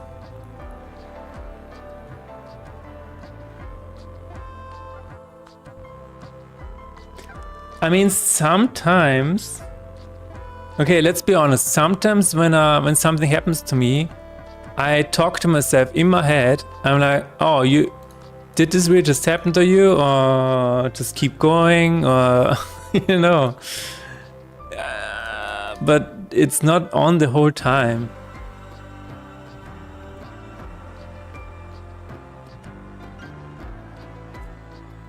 Yeah, I don't know. I never considered it a monologue. I can imagine a voice. And again, sometimes I actively talk to myself in my head when, you know, I need to, I don't know, motivate myself. Here's something I never do. I never talk bad about myself in my inner monologue, even if it's an inner monologue. I don't know, but I'm very careful about what I tell myself. I'm never talking down on myself. I'm never saying like, oh my god, you're stupid again or something like that. I never do that. It's not good for you.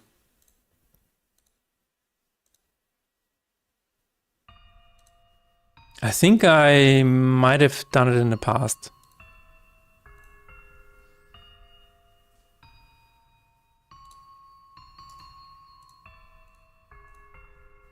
But once you're aware of that, I think you need to stop doing that. You need to treat yourself as you would like to be treated by others. So don't yell at yourself in your head. Don't be always be kind to yourself, because I think we all deserve a little bit more kindness, especially from ourselves. I honestly think that's true. See you guys. See you, Technic. Bye. Thanks for stopping by. And now I just realized Technic was only a figment of my imagination this entire time. Technic was my inner monologue the entire time. Okay, let's see if we can get past this one. I'm gonna put this guy later.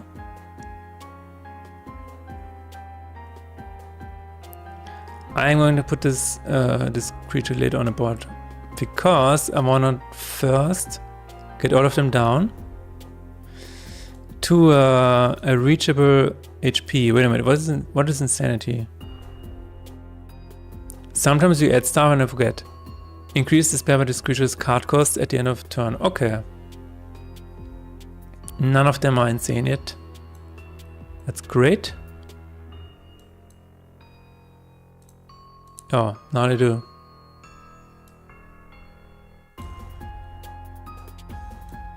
Let's exhume some enemies. Let's do this. I'm going to stack this guy over here. Actually, you know what? I'm gonna move this over here. Let's do this. This game looks great, mate. Is it yours? Yes. This is, in fact, Faith in Despair. You can check it out here. I've been working on it for 3.5 years now. And right now, I'm working on a small patch. Because we've been working on it for... So the last patch went out in June, end of June. And ever since then, I made like 27 improvements. And some of them were really, I would say, not really game-breaking, but... They are kind of important at this point, and some players have reported them, so I want to put out a patch. So my hope is that I can put out a patch on Wednesday, which is why I'm currently playing it. I'm trying to catch any bugs that might have been added, you know, with these changes. Some of these changes are actually very deep in the card games and the card game mechanics. But yeah, my hope is that I can get out a patch this week. And then, so since this game was already released in November, I'm currently updating the game throughout the entire rest of the year. So there's going to be one more big patch in December for the winter sale. That is the current plan, and this is going to be the last one for this game. And next year it's going to be on consoles. So the reason I'm going to finish all the updates is because it is really, really hard to update games that are already out on consoles. And that is why you want to do all of the updates and then basically release it as a finished game. That is what I want to do. What kind of games do you make? Because your username is Swabber Games. So I assume you're also making games. Is that a fair assumption? And if so, if you want to show anything, feel free to paste the link.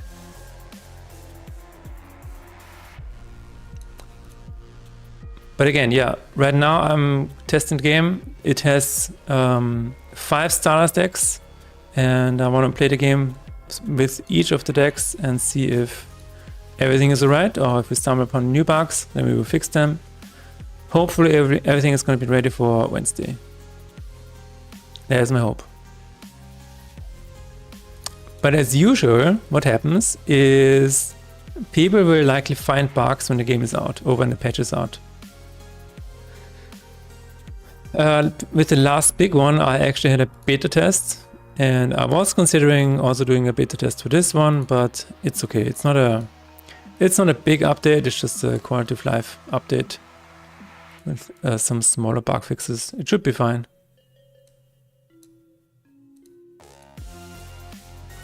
All right, second boss is down. Draw card. What else do you want? A little bit of poison. I definitely need bigger creatures. That would be nice. Impulse on Ella Death. Creature blade shield, all Ellas. Alright. Let's try this. And this and this. But yeah, this is the plan. And while this is ongoing, I'm already working on another game, which I hope I can announce at some point soon.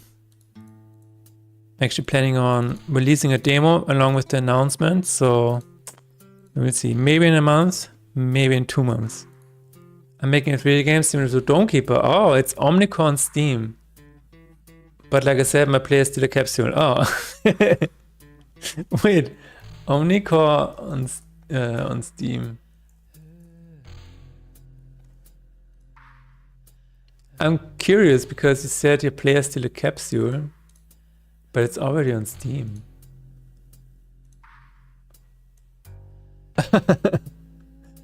I mean, it works, right?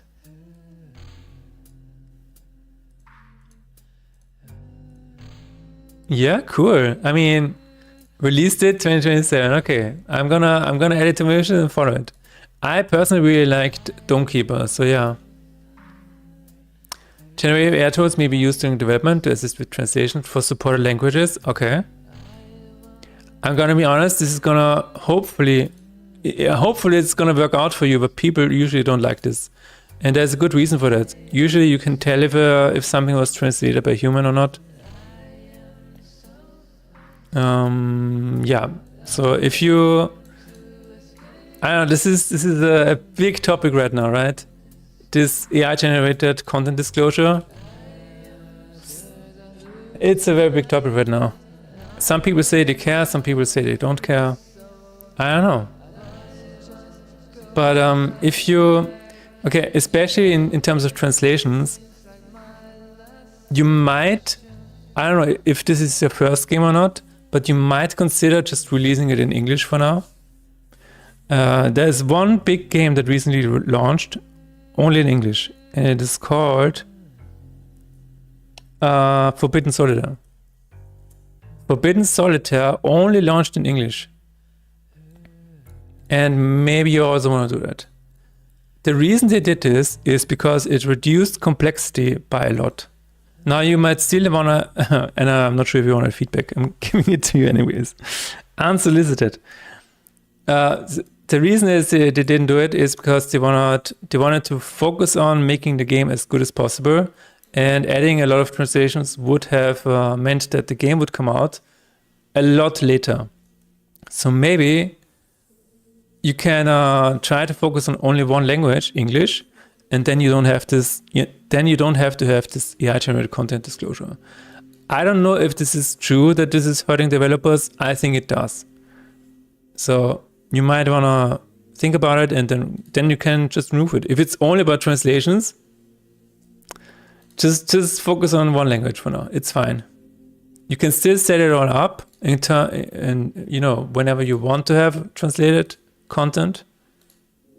But in the beginning, it might not be as important as you think it is. Did you know that Inscription was also only in English at the beginning? Which is kind of crazy, right? They just focused on making a really good game. That's it. I know I say this, and I also, you know, strive for having a lot of languages in time for launch, which I think it is really important. But I also know that whenever I'm doing a patch right now, it is so complex, because every time I gotta contact 6 people and be like, yo, I added 100 new strings. Can you please translate them? So a part of me is like, you know what? Maybe it would have been better without it, at least in the first year, and then Welcome to hell. and then ship additional languages later. It is a very difficult topic, I think. On the other hand, you know, having simplified Chinese opens you up to 50% more of Steam, or let's say 30%. I think it was 30% on Steam, right? But then the question is your game actually suitable for the Chinese audience? Yeah, I think this is a good question. For me, I'm not really sure. My game is translated into Japanese and simplified Chinese and Russian. And I still, to this day, sell the most in the English language. So would I say was it worth it? I think it was, but it comes with a caveat.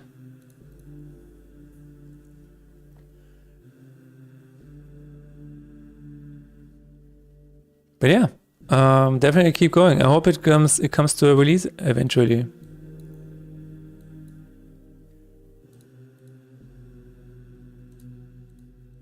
And we were talking about releasing projects in a recent stream. And to get a finished project is you can, you know, reduce the complexity of your project. Chinese, Portuguese, Russian, Japanese are bigger thing? Absolutely.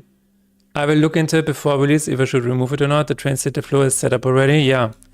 The reason why I'm telling you this is because once you release a game on Steam, you know, the first few reviews are really, really important. And I don't want you to get negative reviews because you had, you know, one language AI generated or AI translated. And then there's one person in chat, one person in reviews who is like, oh my god, the translation is for Russian or for Chinese is AI translated, so I'm gonna download this game or whatever. I think for the Steam, for the launch on Steam, it's really, really important to make sure you don't hit any of the potential pitfalls where people would just, easily dismiss it and give you a negative review. The one person in the chat, I'm the one person in the chat. Exactly.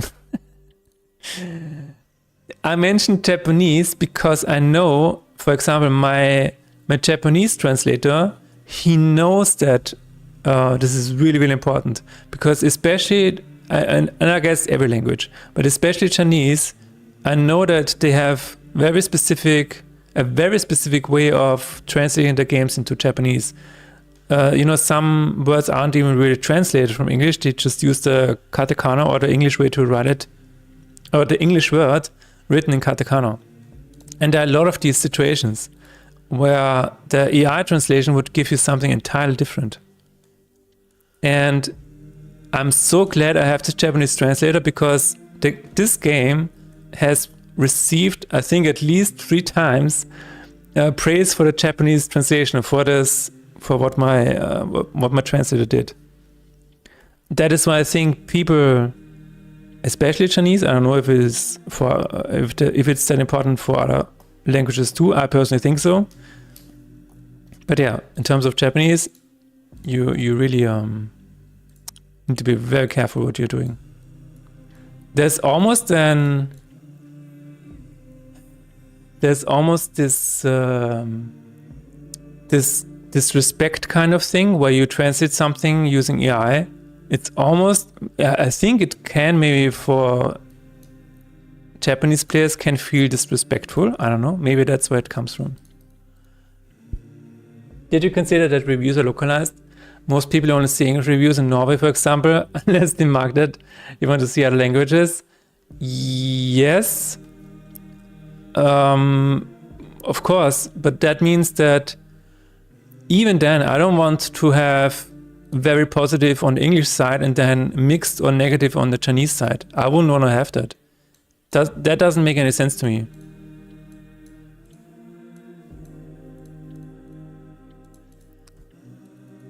I would rather have no Chinese than negative Chinese reviews. Or Japanese, I don't know, it doesn't really matter which.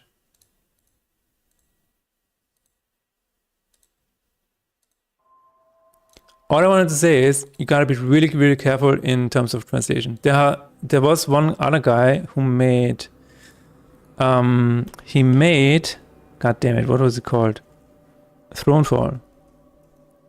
In one of his videos, he said that all of his translations were set up to be automatically translated in this huge spreadsheet, right? And he got a lot of backlash for that. So eventually, I think I think it was in part community translated, because it's kind of a big game. But he also started, using AI, and he had a big spreadsheet and everything was automated. But even then, he got people complaining, and you don't want negative reviews for simple things like that. That you could have avoided.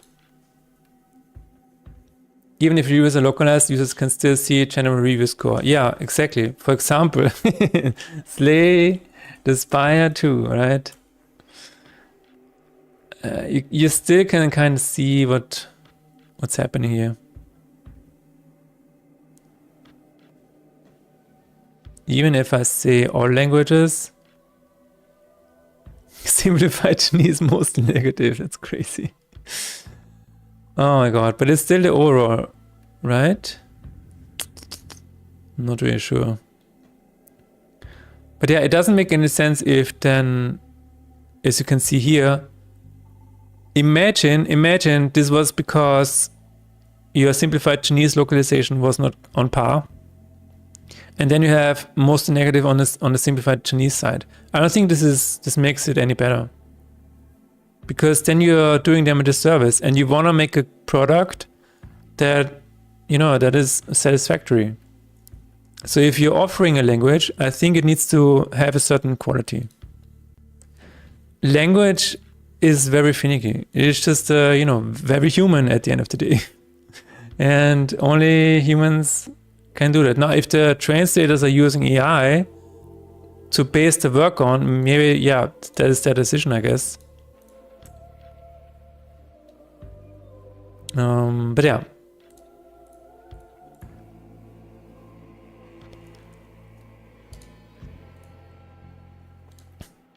I think once you have a translation that is done by people who really, really put the time into it and care about it, I think it shows. And that is, for me at least, important. And that, if you cannot provide that, I think you can focus on English.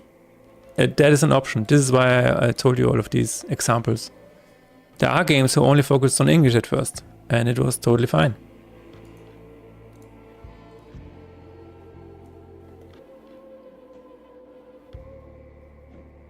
I'm actually considering doing that for my next game too.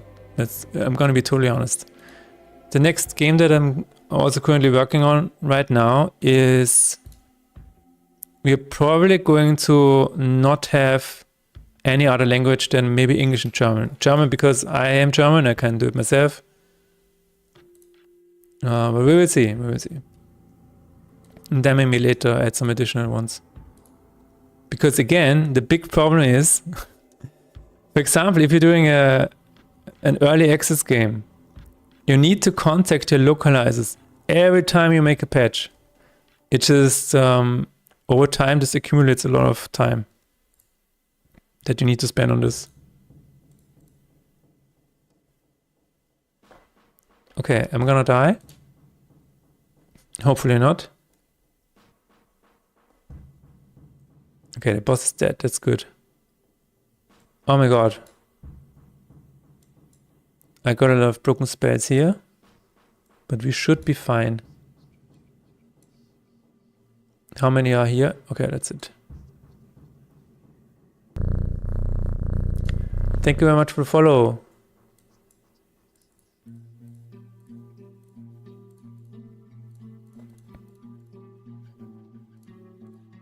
Wow, I do have a lot of broken spells here.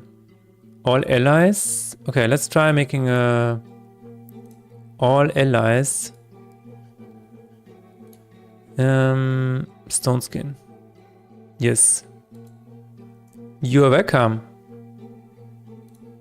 I hope the game comes to the finish line and I hope you can keep working on it. You're using Godot, right? I really want to make a game in Godot at some point.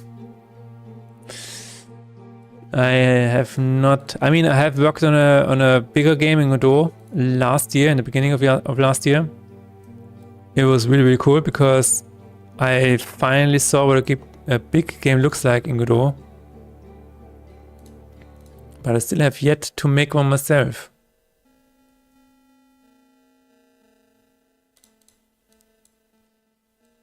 But I think Godot is here to stay.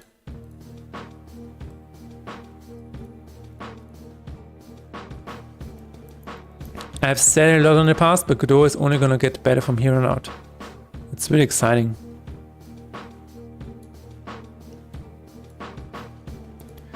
Do I try this? Yes. Okay.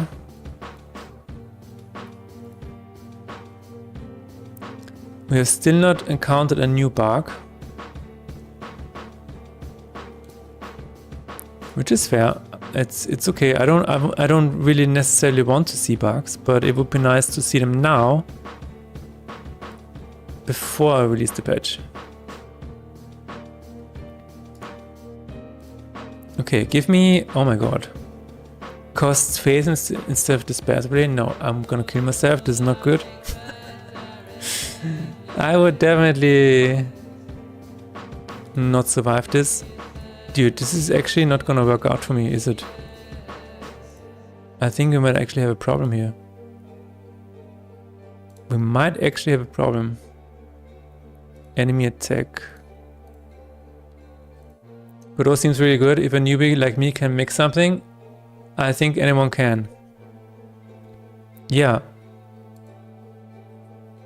Which is why I'm so surprised that Unreal wants to remove the blueprint system, because the blueprint system is very beginner friendly. Everybody can just download the engine and then, you know, without having to know coding, they can just make anything in the blueprint system. I don't know, and in Godot, you at least have Godot script, which I think is very beginner friendly as well. It's kind of like, it is like Python, but it reminds me so much of when I began working in web dev, where we had this really fast iteration time in JavaScript and CSS. Good times. Do you want to buy anything else? Yeah, I'm gonna buy this one. Reroll the shop. And I might wanna try this. Intern, you're gonna have this. Exodus, shield. Damage taken, shield. Draw card. Shield. Do I even have gain gold? No, I don't think so.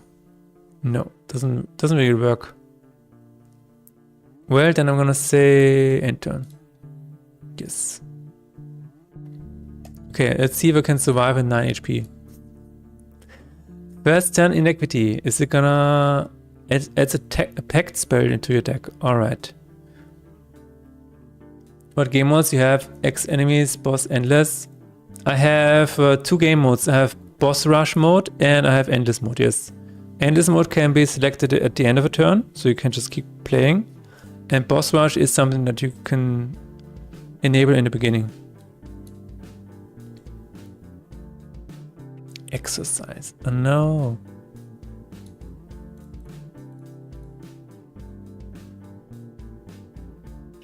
Okay, let's see if I survive this.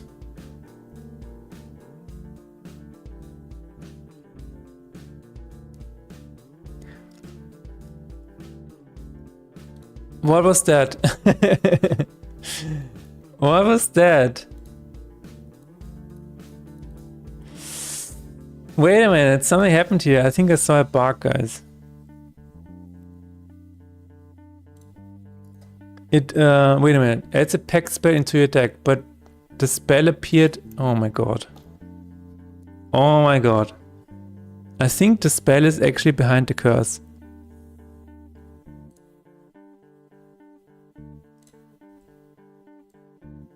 Yeah. Okay. Well, ladies and gentlemen, we found the first bug. I guess it's time for, for a gift sub. Oh my god. There we go. That spell is really bugging you. Yeah, it is. Okay.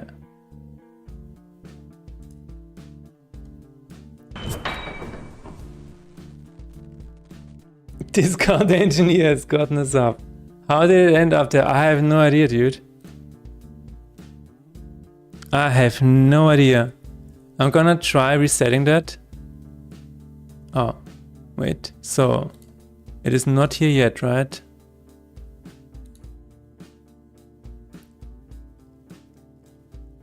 Okay, at least we have a condition where we can safely test this. Oh my god. How much does it cost you for things translators? EG for 1000 words.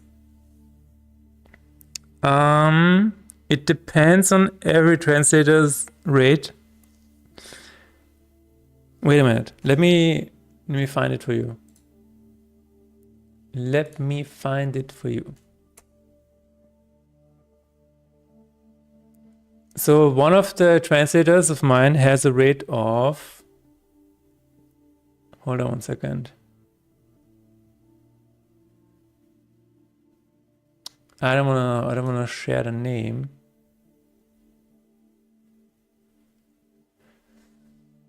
I would say that's about, for 1000 words times 0.06, that is about 60 euros, $60.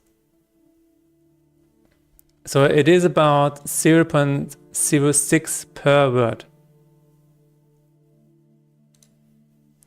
It also depends on the translator. My rates are funny all over the place. Yeah.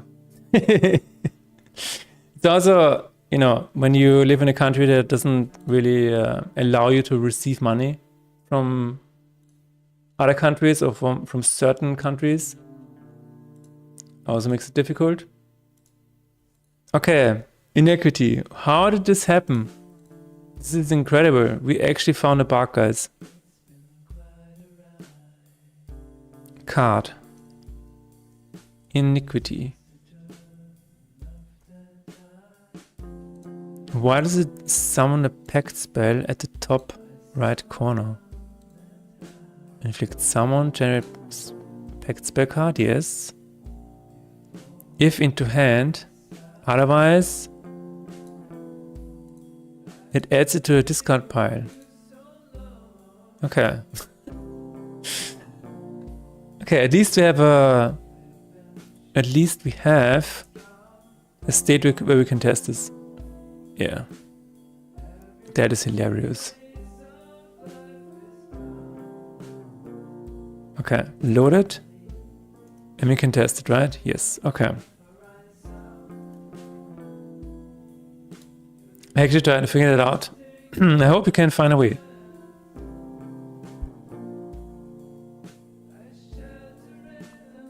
In a game with little text, maybe translators for the major languages is not so bad. I guess they could make it a Kickstarter goal to cover translations. I keep it in mind. Yes. Also, I mean, please keep in mind that if you're making an early access game, it seems like your game, you know, is going to have a lot of patches, if I see it correctly. You will have to be in contact with your translators a lot of the time. And that just, yeah, you just gotta factor in additional time for that. And additional frustrations and additional waiting time. And sometimes you have to put out a patch where one language is not in yet, and yeah, everything like that happened to me as well. It is a bit frustrating is what I'm saying. But at the end of the day, I would still add all of these languages. Okay, inflict sound. Discard pile, align cards. Do you not actually...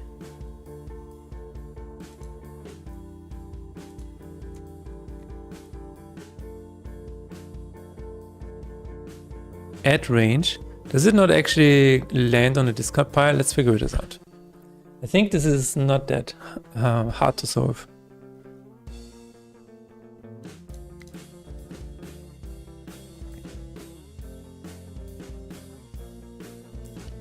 I believe the cards land on the discard pile, and the discard pile should then rearrange them. But maybe that is not happening, even though it says align cards. Add range? What? Align cards? Wait. So, summon Reaver. Is that the same issue then? Duplicated code, am I right? It's always fun.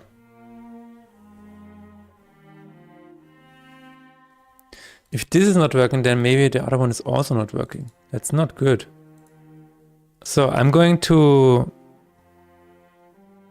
How do I do this? Okay, I'm gonna press and turn.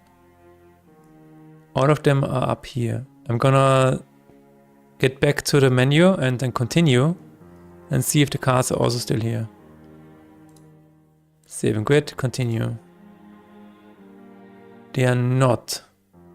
Because now they're on the discard pile, right? Discard pile.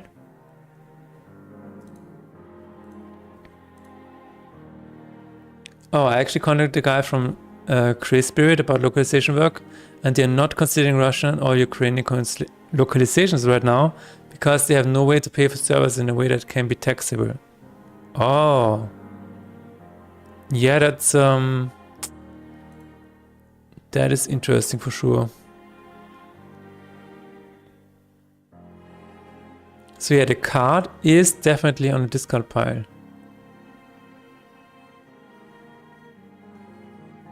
Man, I was so sure there were no bugs. But apparently, alas, there's still a bug. It might have also been a follow-up from a solution that we implemented. I don't know. Can I see the parent transform? Parent lane is lane. Ella lane. I should be able to... Maybe I need to enable debug.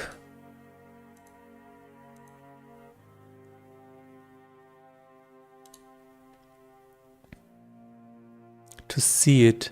It should be called transform parent or something like that. Because it feels like it's not doing that. Everything else is working. Okay, let's load it again and then see what happens. The discard pile is here. Do you have a list? No. Who of you has the list of the discard? Oh, there it is. Okay. So it should actually add it to the discard pile here. Yes. We have 2 packed spells. That's good. So it's just not aligning them correctly. That is the only issue.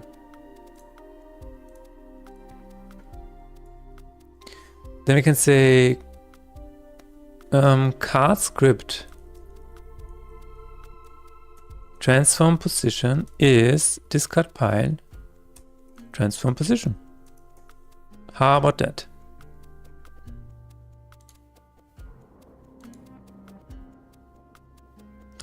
I guess guys, no tons of best. Not oh, the transform pair needs to be set.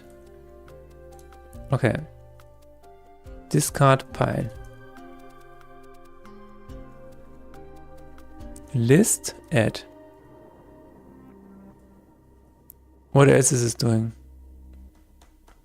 Align cards. There's nothing else that is happening. Discard hand except pinned. Cards to discard.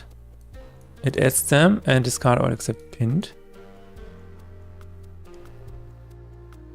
Align cards.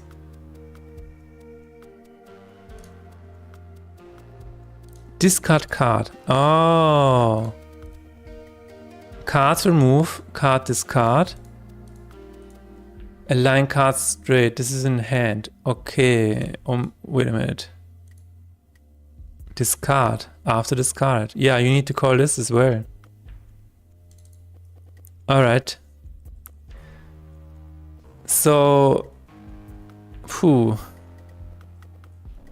I guess I need to make a function here. Just gonna put it here for now. For now, and it will stay here forever. Discard cards. This is not good.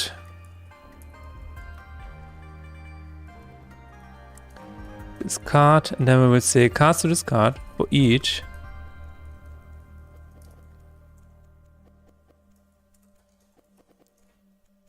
We will say card discard. I guess we can do that as well. What does this do? It only adds the transform parent after discard. Okay. Ay.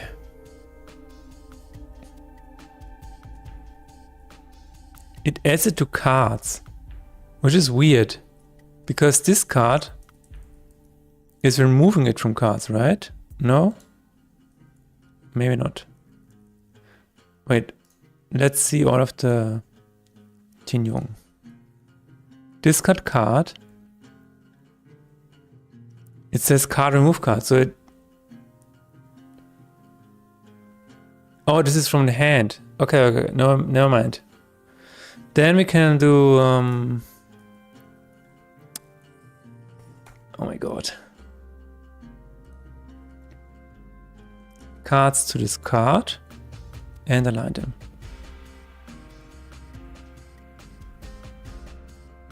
Why is it? Okay, never mind. Discard cards. Wait, I have a discard card function. But it doesn't... Oh, from hand. Wait a minute, this is from hand. That's really an important distinction. All right.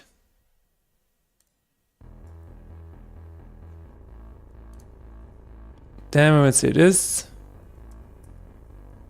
And that should work. Okay, we will see after the break. I'm gonna be right back.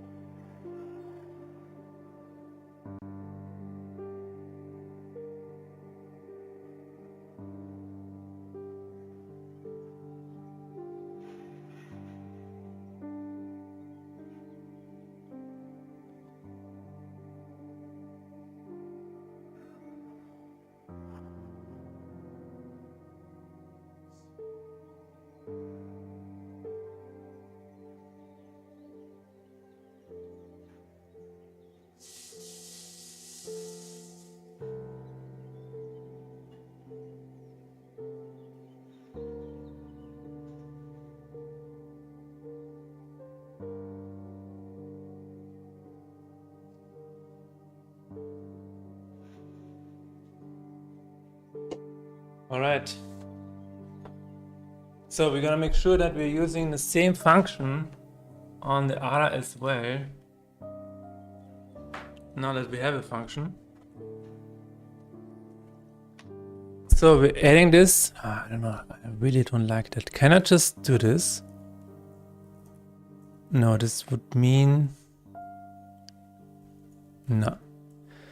Okay, I'm going to use this up here as well. I really don't like it, but it is what it is. It's better than before. Summon boss, so okay.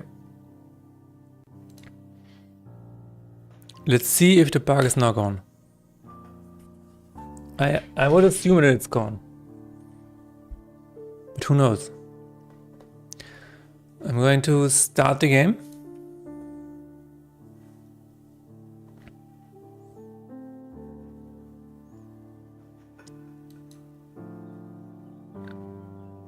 Maybe that was the only bug today, I don't know. Oh yeah, we also need to save XP, oh no. Alright. So let's load it up. We should no longer see them spawn up here. Please. They do spawn up here, but they immediately go to the correct position. I know where they spawn up there, to be honest. That makes zero sense. So, generate packed spell card.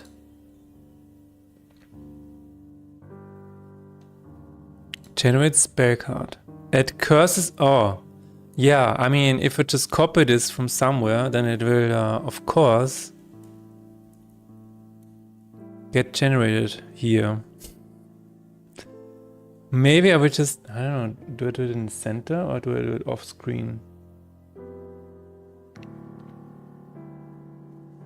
I could probably do it from the lanes. Army. Enemies. Okay, enemies, lane. Lanes. Oh, get center lane? No, I don't have a function for that. I might just, you know what? I might just do the center.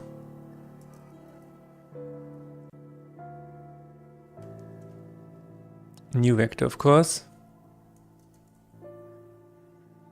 Oh, it's because... Aha. Yeah, but that doesn't make a lot of sense here. Let's change that.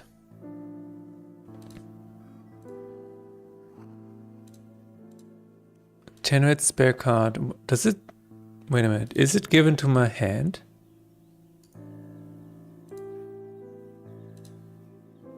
Yes, add card to deck. Okay.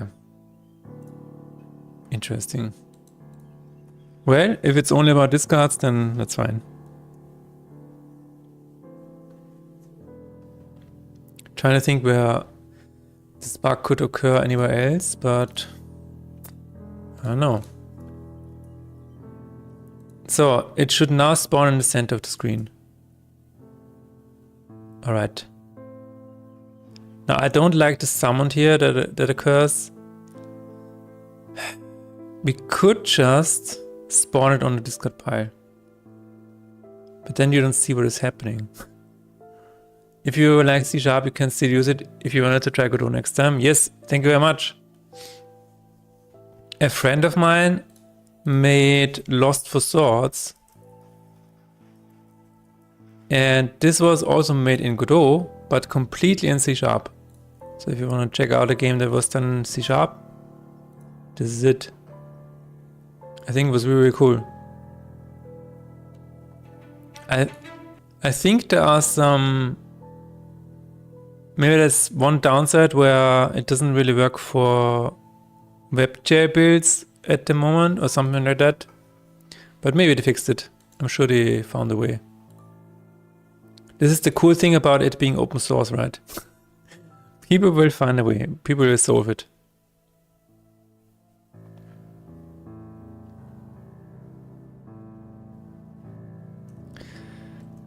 I might just, you know what? I might just add a bit of a delay. Or a bit of a delay. I'm going to do that here. But yeah, I really, in terms of liking languages or favorite languages, C# is definitely my current favorite programming language. When I started learning C# back in 2015, it was a huge departure from, you know, usual scripting languages like JavaScript and I don't know, even Python is kind of lenient. JavaScript, Perl, PHP is what I basically started with, and then I jumped into C#, and then everything was like, yeah, you need to be really, really strict about your types. And at first, this was a huge difficulty spike, but now I really, really like it. I really, really like it after all of these years now. Yeah. It's my favorite language now. Summon packed spell. I think what I'm gonna do is I'm gonna make a bit of a delay here.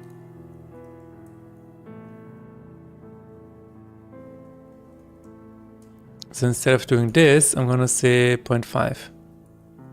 Then it's 2 seconds and you kind of know what happened. I think that's good. Yeah.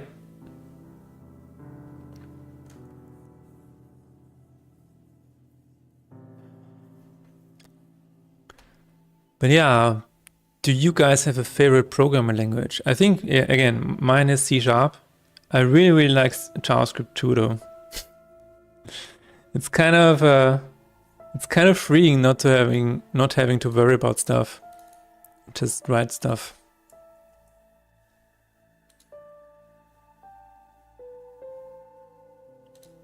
And I'm kind of curious what the future is going to be like in terms of programming. Is it going to be...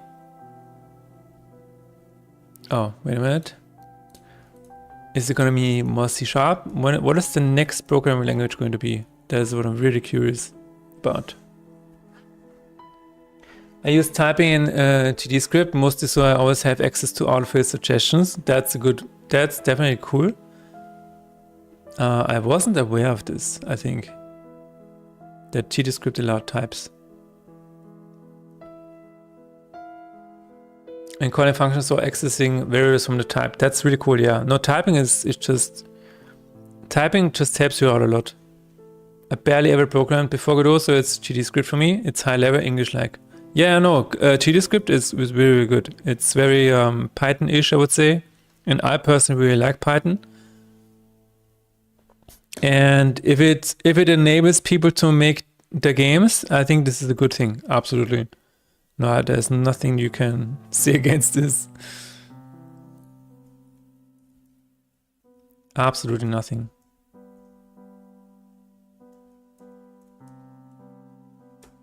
Okay, I'm gonna wait here. Then you actually see what is happening. I think that's good. C# is great. Hello Foxcrest. The only language that actually made sense to me, more so than even blueprints. Yes, I'm in the exact same boat. No, I don't know blueprints, though I've never tried it. So maybe not. We are not in the exact same boat. We are in two boats going in the same direction. But yeah, C# is really, really cool. I really like it. Hello.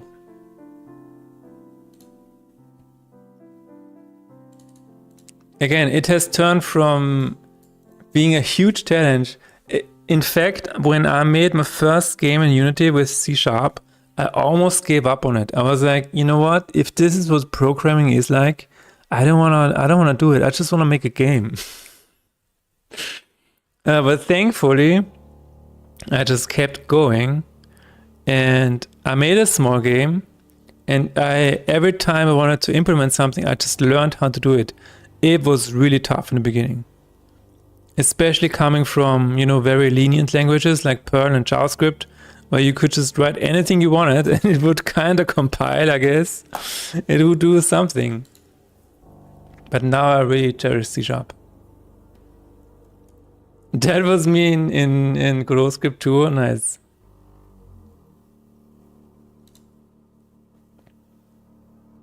No, I really, really like it.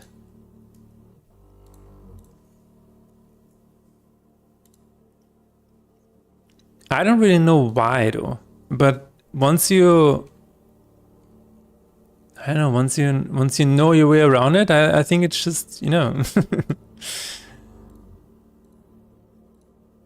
Gotta bounce today. Best of luck with unbugging the bugs. See you Wednesday. All right. See you, Nixon. Thanks for hanging out. Thank you very much.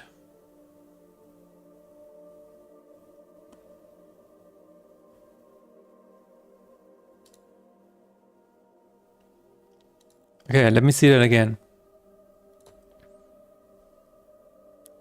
Oh, it's actually... Oh, shit.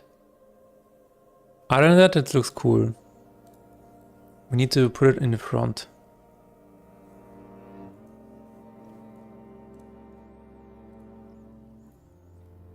I did have a C++ course once. I think for 4 weeks or something like that. I attended a C++ course because I was in this program to find a job, and this was part of it. So you had to kind of do some programming lessons, and yeah, this is where I looked into C++.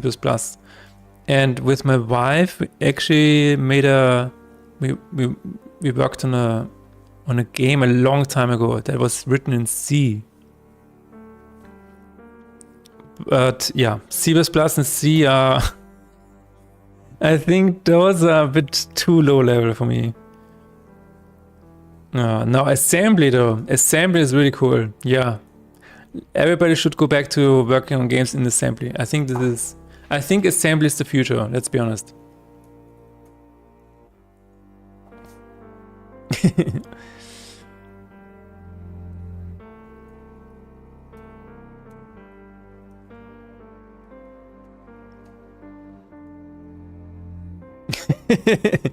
Can you not imagine working in assembly? I think, you know, the roller coaster tycoon guy also made it in assembly. How hard can it be? This game was made in assembly by one guy. It was really good, so maybe we should just try that again. It truly cannot be that hard. I fully failed out of my assembly course in uni. Yeah. No, my wife was in a school for, you know, IT.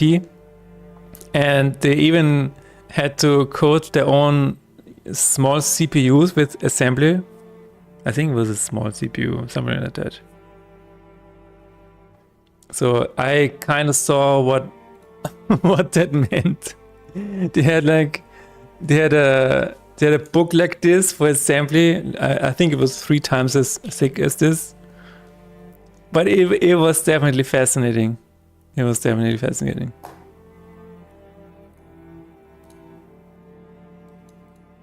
Yeah, then we tried to make a small jump and run in C. And that was... The cool thing about working in C is that you can make things really, really fast because you don't have all of this overhead. This is what I think is so fascinating about this, because you have all of this CPU and GPU power, but when you load something up in Unity, you have all of this overhead. So everything is kind of slowed down by having all of this around you, all of this wrapping around you. Which is, you know, both good and bad. Good because you can just, you know, write C# and paste your sprites into this and it will just work somehow. But on the other hand, if you were to write this in C, I don't know, it would be insane performance-wise. If you know what you're doing, of course. I don't know what I'm doing. I know about how Unity has performance issues sometimes, and then I can go here and then maybe look at the profiler if I can find it. I think it's here somewhere. You kind of have to know your way around the engine, but you gotta realize that this is just a huge wrapper. I mean, everybody knows this, I'm just saying. And there was a guy who worked on... what was it called? No, not Enigma, something like that. And he discovered that working in C is just crazy interesting. C was so hard because he could never keep track of malloc and alloc. Yeah, oh, you had to allocate your own memory and stuff, yeah. Oops. People nowadays just have a garbage collector running around. They always, every time you play a game, they have this beeping noise of the garbage collector driving around. Like beep, beep, and then, you know, they're moving the trash can into the car. That's the bass hum of Unity games. Is someone, it's the garbage truck running around in the background all the time. Oh my god. It's not in the front yet. Why is it not in the front yet? We did put it in the front, didn't we? Yes, put car in front. So if the function says put car in front, but it is not put in front, what does that mean? What does it mean? I think what we can do is... we can put it into... wait a minute. In 3D space. Where do you need to be if you want to be in the forefront? -5. Okay. Let's disable that. Wait, is this? No. So this needs to be -6F. And that should be better.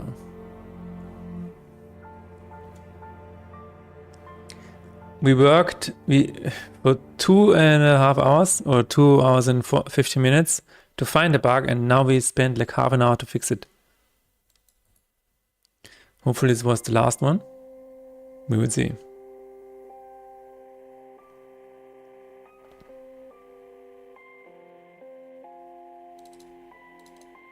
All right, let's load it up again, the test save state, and we should see the cards in the center. Oh, that's a bit too big. Okay, maybe not -6, maybe it's more like -1. Let's try that. Now it's in the background. What is happening? Wait, generate spell card. Does it? It's not face down. No. Okay. So. Wait. Summon pact spell. It needs to be card script face up immediately. I mean, it doesn't really. Does it matter? Yeah, it does. Let's try this. Generate. Wait a minute. What does this do? Add slot. Generate spell card. Do you put it face down or not? No. Okay. So we have a chance that this is working now.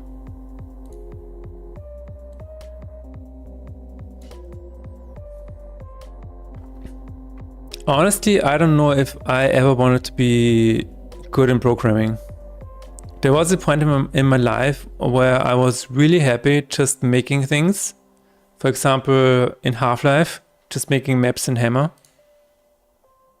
And while I did have some logic in this program, I was always happy that I could just make things. And I would not get stuck on coding for an entire day.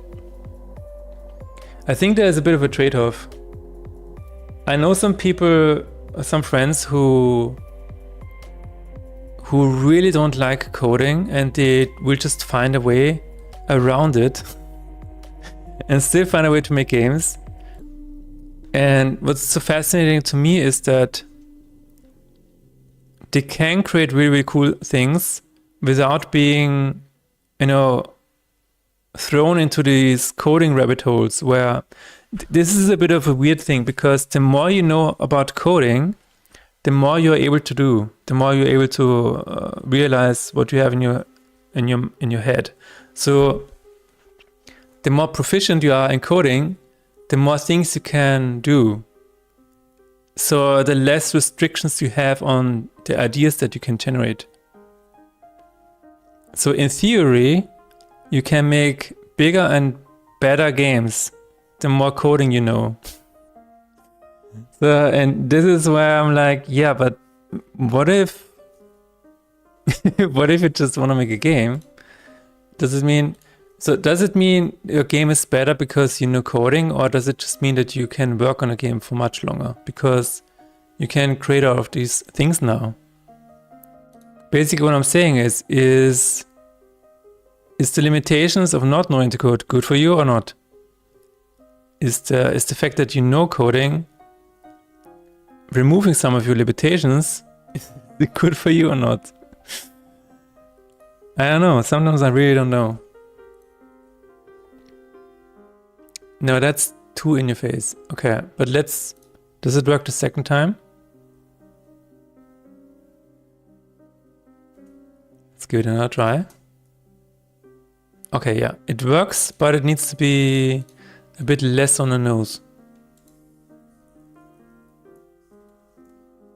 I think it needs to be at -1. Let's try -1. That should be enough. That should be enough to be in the foreground, but not be in your face.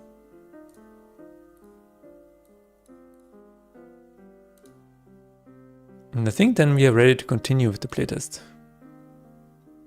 We are still only at the second character, only at the second starter deck, which is kind of concerning. But we are at the end, so 3 more to go. If things turn out well. Okay, yeah, now it works. It could be a little bit bigger though. Let's try -0.5, and then it's not exactly in line with the boss card. Okay, and then we will continue. I was working on a new system. I was working on an EXP system, and I think I need to disable it before putting out the patch. Otherwise, people would gain levels that don't do anything yet, and I don't have it balanced just yet. Let's try one more time. Okay, that's much better. Let's try if we can. Let's see if we can win.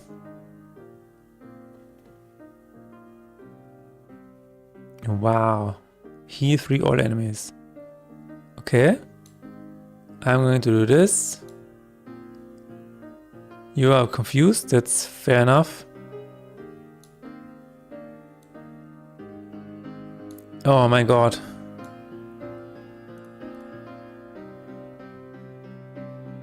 Creature played Warcry, all allies.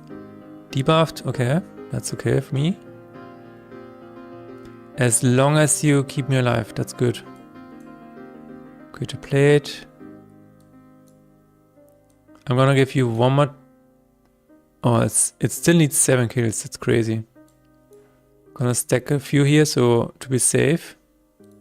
Oh, you can just die, that's good too.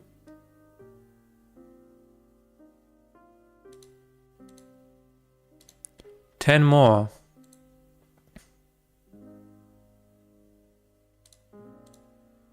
$26, and then we have on enemy attack, do stuff on all allies, or just myself. Good too. Hello Barian, how is it going? How are you doing? Oh, that's fine. Next one is the Bloodsucker.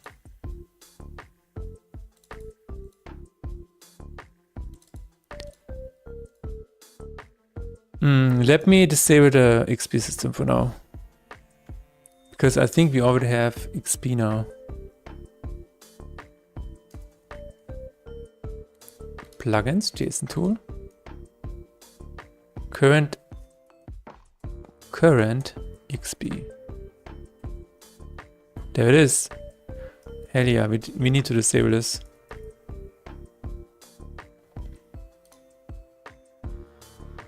I'm sweating and boiling right now. Wow, that doesn't sound good. We are going to have almost 40 degrees again by the end of the week. 39 degrees. 39 degrees. Crazy. Add experience. Add XP for winning, add XP for fight. Okay. I think what we need to do is experience, and then we will just return. We will just return. So this is an XP manager, yes. Gonna make a note of this. Re-enable add experience in XP manager. Right. It is hellish, yeah. I don't know where this is going to lead, honestly. More and more. But as long as it's not as bad as the last week of June, I think we're gonna be alright. I mean, I find it so hilarious that the forecasts are so different. You know, this forecast, for example, it says, okay, now it's at 38 degrees. It used to say 43. You know, because you cannot really predict the future, I would say. But yeah, there was a there was a point where it said August 3rd, 43 degrees. And we were like, yeah, okay. That is where we're gonna die, I suppose. That is our last day here on Earth. We will officially go to hell now.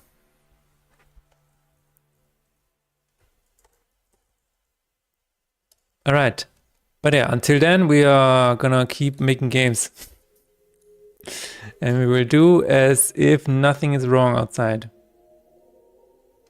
Nothing is burning. I'm somebody who really doesn't work well under heat. I don't know, some people, they can stay outside even if it has like 40 degrees. Maybe they will sweat a little bit, but otherwise they're functioning just fine. I stop functioning normally at like 30 degrees. That is when my mind starts to die, and anything above 30 degrees is, I don't know, I just stop working.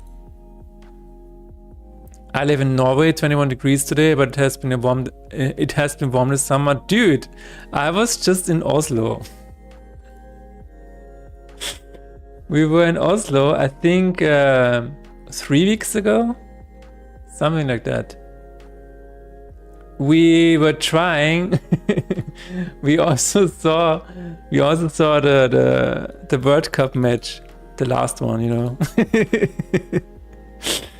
But yeah, we were trying to escape the heat in Vienna, but then we got there and it was like, what, 32 degrees and something like that. Yeah, it was kind of crazy. But yeah, Oslo was really nice. The whole public viewing thing was immense. It was really crazy up there.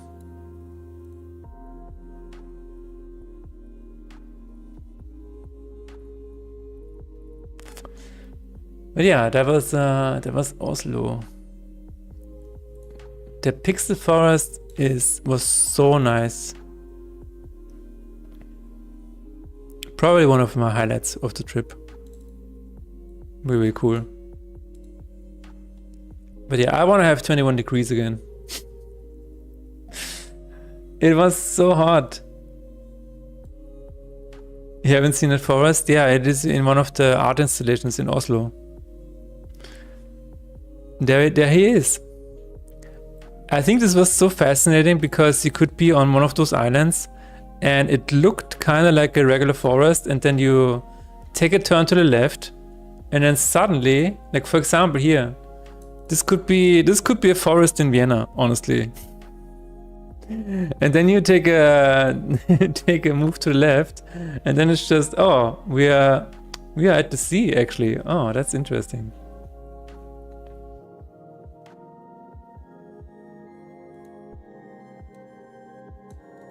Nice.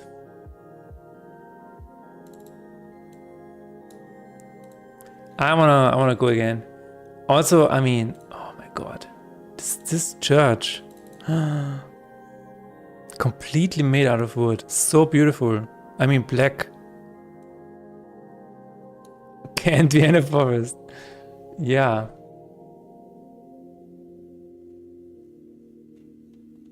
But yeah, I think it was beautiful. The Fram Museum was crazy good. I really liked this one. There was a part on the ship where you could get on deck and it simulated, you know, they had this rainstorm on the side and it actually felt like you were on the ship here. Going through a thunderstorm. I think that was so cool. That was so nice. I want to go again. Let me out. I heard they have 21 degrees now. Let me out. Let me out of Vienna. Okay, this is the Bloodsucker deck. What do I have to do here? Yes, let's do that. More shield, why not? Put it here. And we're gonna go to the first fight. What do you have? Sir, Poison Touch and Frenzy. Good.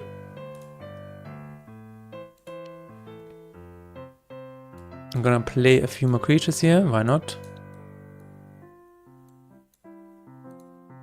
This cunning card doesn't faze me. He's still gonna die eventually.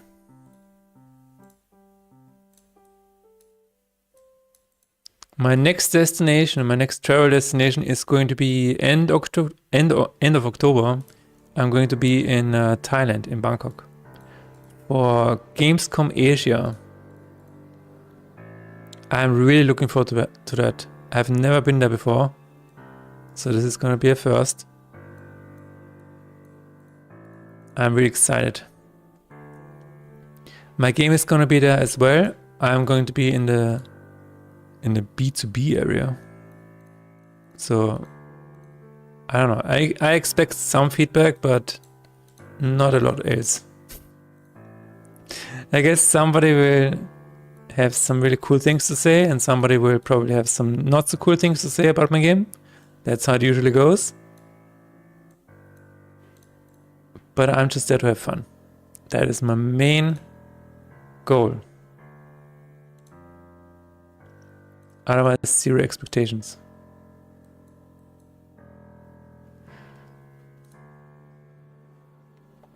Does it... Wait a minute. Does it do...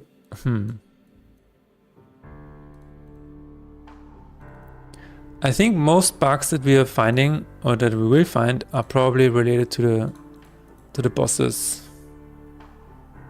And maybe Invoker. Maybe I should have tried Invoker now. I don't know. We can still switch, I guess.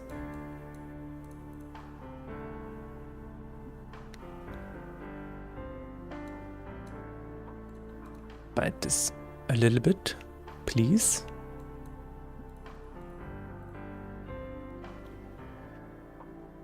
Okay. Provoked. This is better than First Blood. Creature Blade is better than Elder Death. Spell Blade. Not enough room. Maybe now though. Now we do. Have enough room. Doomed. Or weak. Kind of on this.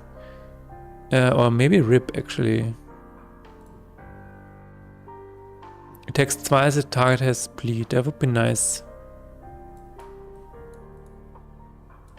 I'm gonna put this guy here as well. Because why not? Let's get some curses going. Cover and Spell Blade. Did not work out.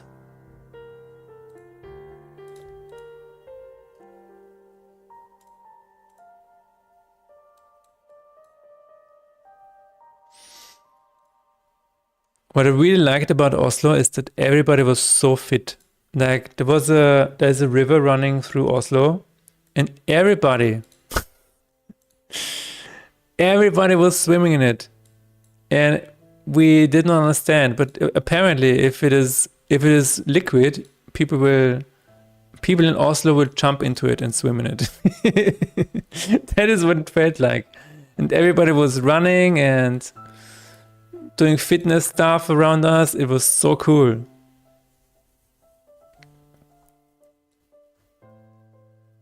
What? What is that? Maybe I don't want to know. It's about time. What are you talking about, Barry? What are you talking about? What the hell? It's not many days where you can actually swim without freezing to death in Norway. Have to grab the moment. Oh, that's why. Okay. Do you mind if I ask a question? I'm a bit lost in my game dev. Yes, absolutely. Please do. Oh, that's why. That was... We were actually kind of sad that we didn't have anything, you know, no swimming apparel, no swimming clothes, no bathing suit or whatever. Because we were like, maybe, you know what? maybe we should also try it. Because everybody seems so happy.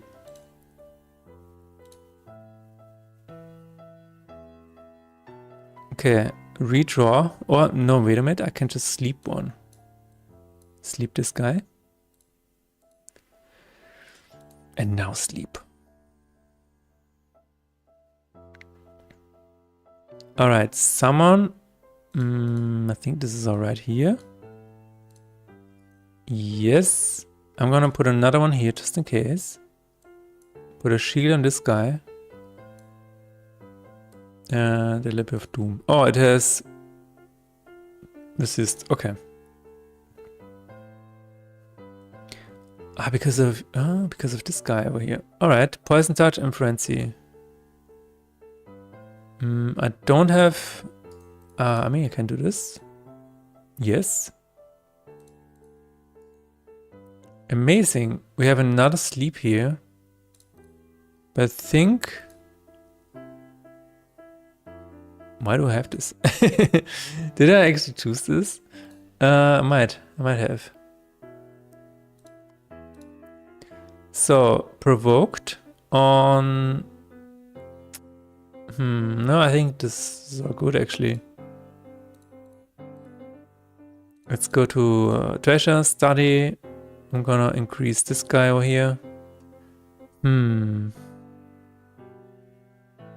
Yeah. My block generation are just a few big multi-measures, but I think everything is rendering. Also the ones that are completely behind other blocks. Not sure if it's right, but it looked like that on the debug profiler. I don't know how to ignore blocks I cannot see. Oh. That is a good question. I don't know if I can help you there actually. So usually... Okay, let me think. Usually there's something that's called occlusion culling. Maybe you need to take a look into that. I don't think I can help you in that regard. I've never had a similar game where, you know, like a Minecraft game or something like that, where I was worried about things not rendering.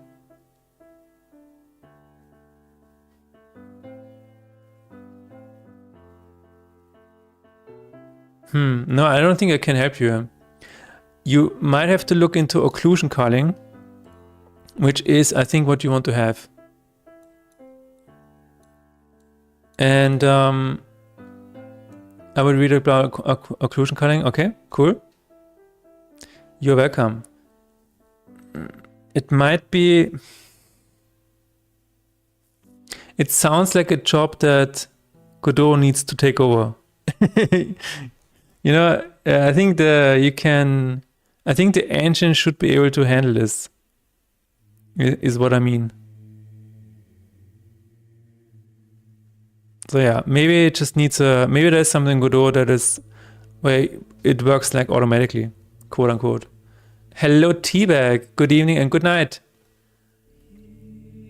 Maybe it does already, I'm not sure. Yeah.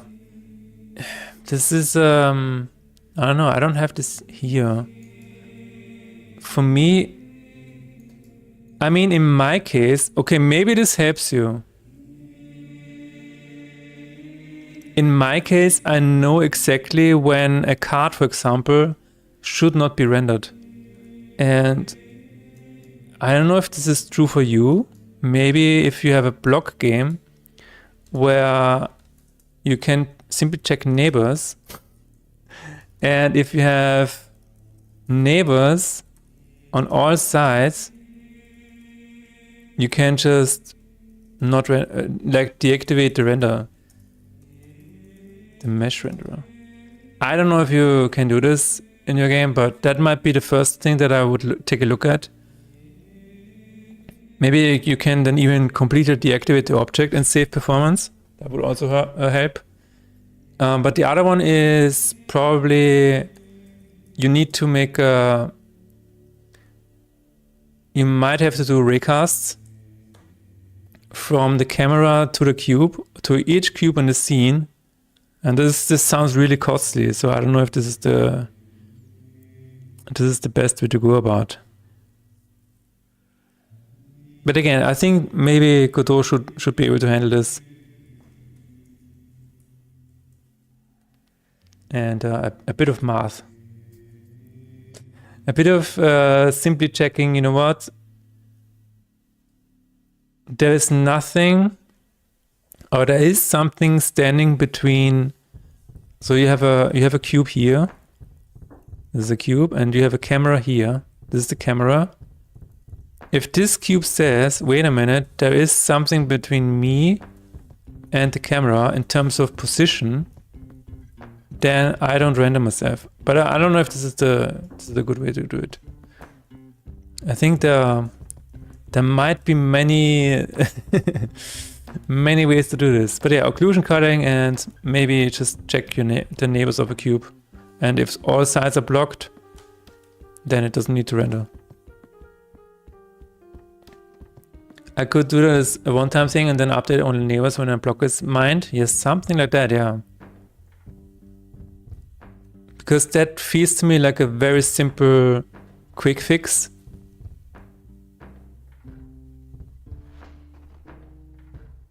Yeah. Yeah. And then you can worry about, you know, wait a minute, this is obstructed and it should not be rendered even if not all of the sides have a neighbor. If it's a Vox game, there are some other techniques that could be used with recasts, right?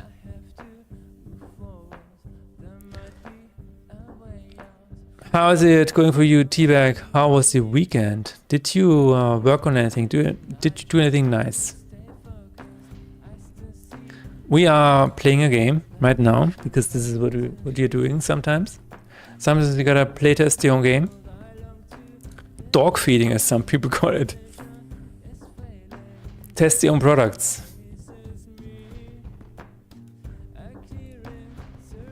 I broke my Leiste maybe. Is that nice? That is not nice, T-Bag.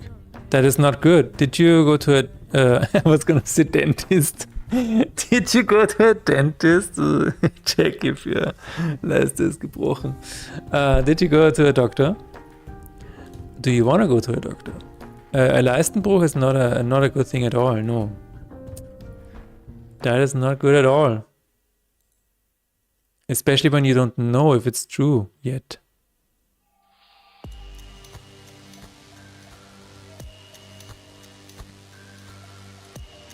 All right.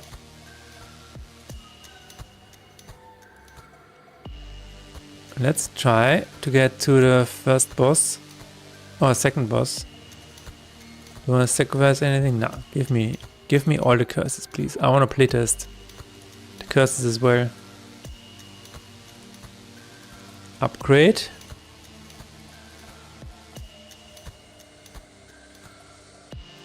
A little bit of weakness, never hurt anybody. I was running a Dracian, I don't know what it is, and then bring in a cabinet into the first floor of a house. Oh my god.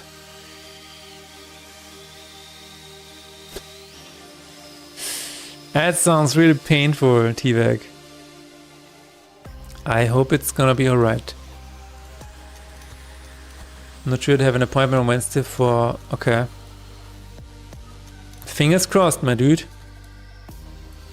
Fingers crossed. My wife also had a Leistenbruch once. Yeah. Yeah.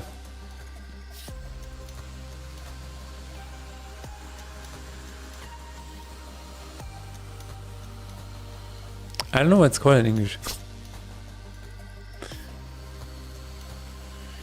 You don't believe in fingers? What do you believe in, Baron Core? What is the religion that you subscribe to, Baron? Maybe just...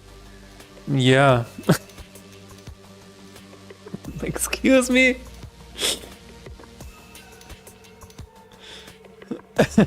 What? But yeah, maybe, you know, maybe it's nothing. Let's hope it is nothing.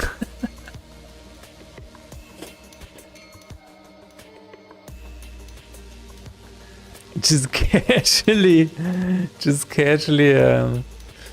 boasting about about a certain body part in chat.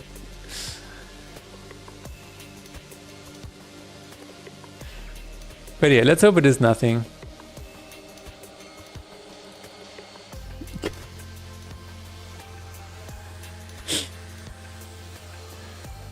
All right.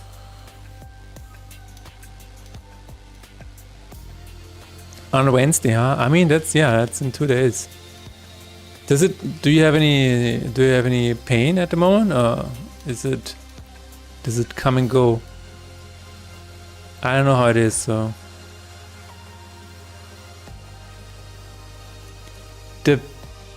The most in pain that I ever was when I got an infiltration on my right leg, on the right side of my leg. That was the most in pain that I've ever been. I legit kinda transcended to a different planet for a few seconds. That was crazy. I've never experienced this much pain before. When the doctor put the needle into the leg, the right side of my leg.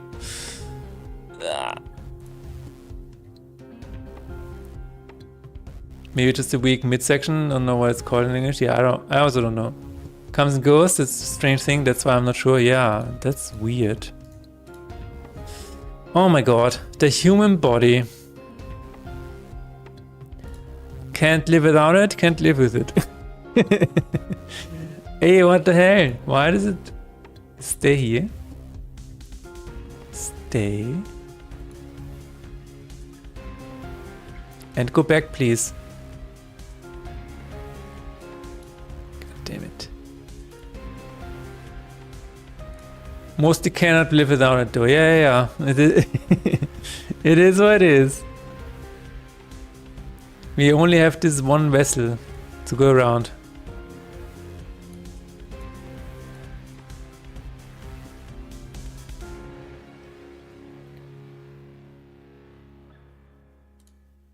And one day, we will be just gone. But I was able to work on my project again after 2 weeks of break. Oh, and redesigning and planning. That's really cool. If you ever have an updated version, let me know. Anything in particular that you're implementing right now?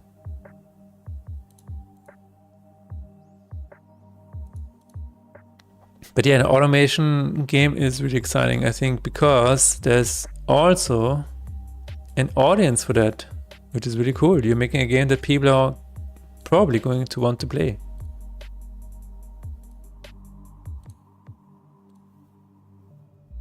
And you don't just have to force them.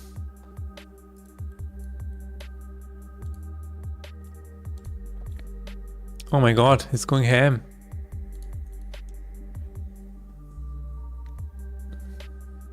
This is the return, basically. I get to just kill them. Flee.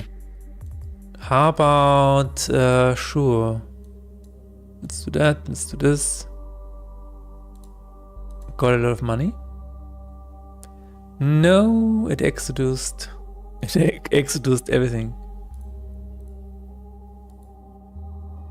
Okay, so far we have found one bug. I will play with Invoker next, and I hope that... No, I hope there really is no other bug, but we are actually trying to find one for the Invoker deck, because sometimes there are empty Larkhammer in the inventory. And that is related to the Invoker starter deck. Unfortunately. It is just a visual bug, which is the worst thing. And it cannot be easily replicated. You just have to, I don't know. I don't know what we're gonna do.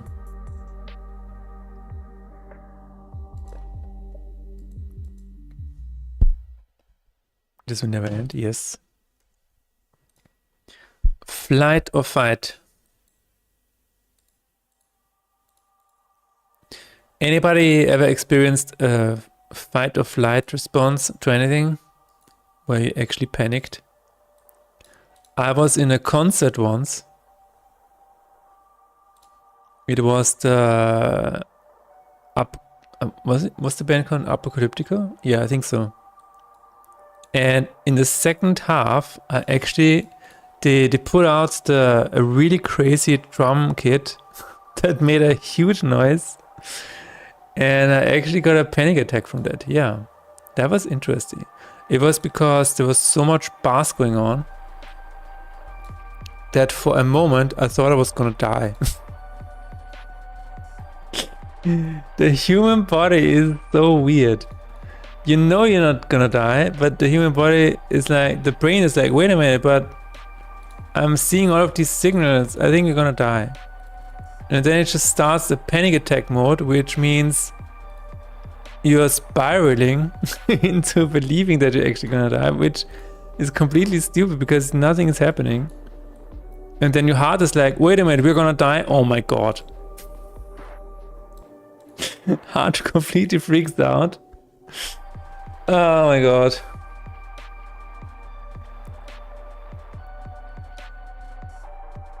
Favorite Austin band is sounding cool. Demon. People listening to this stuff recently, cool. Austin band, summoning. Never heard of that before. Oh yeah, it is what it is. Okay, Spellblade, Shield Exhume, yes. This guy still doesn't have anything yet. Can we upgrade him one last time? No. No, we cannot. Very unfortunate, but it is what it is. Do we have Exhume? We do have Exhume. Right? Let me go to the... I wouldn't say that because there's an audience that you want to blame a game though. One big change is that I'm switching from one factory view that expands upwards to an area with building slots. No free building though, just upgrading buildings on fixed slots. Summoning is great. Okay. Sounds good. I think people will enjoy this this overview quite a lot. At exactly the same as something called Russetreff. Buses with loudspeakers parked around and party around them. Someone had rented the same speakers as Iron Maiden had used in solo, I believe. Oh my god. Wait, so you actually experienced the same thing where... Okay, so for me it was... There was this rhythm, and at one point they played the kick drum so, you know, in a very quick succession, which produced such a high amount of bass that it kind of threw, like my body thought my heart was not beating anymore. It is so stupid because, you know, everything is just working correctly. But for this 1 minute or so, I was like, wait a minute, am I gonna die? Am I still alive? What is happening? It just completely spiraled. And I had to leave. I was like, you know what? I'm gonna leave. It's fine. And then you had this, then you get this weird cold shaky feeling where you're shivering all over your body. And I was like, what is happening? And my wife is like, oh, you're having a panic attack. And I'm like, what? Oh my god, Renapunk, 10 more months of keeping the chat Ash key and bottom fears free. We actually had Ash key today, yes. It must have been something similar. I suddenly panicked and ran away, super crazy. Yeah, dude. It is so weird because it is so irrational. Because you know nothing is happening. There are people around you that are completely fine. But for some stupid reason, your body has this weird reaction to it. And this isn't... So having this reaction is bad by itself. But afterwards... you kind of feel ashamed for having this reaction. It is really strange, but you know it's not something that you can actively control. I guess it just happens. Were you hit with air red? What is that? I only had, oh my god, sleep paralysis. At some point I knew it was that, and I was able to force myself to wake up. It was really annoying because you're really straight out afterwards. Yeah, a friend of mine also has told me about being sleep paralyzed. And apparently you're still kind of dreaming, so you see the strangest things, right? And you cannot move. And yeah, my friend also told me about this. It's crazy. I never had this before, actually. Alright, gonna be right back.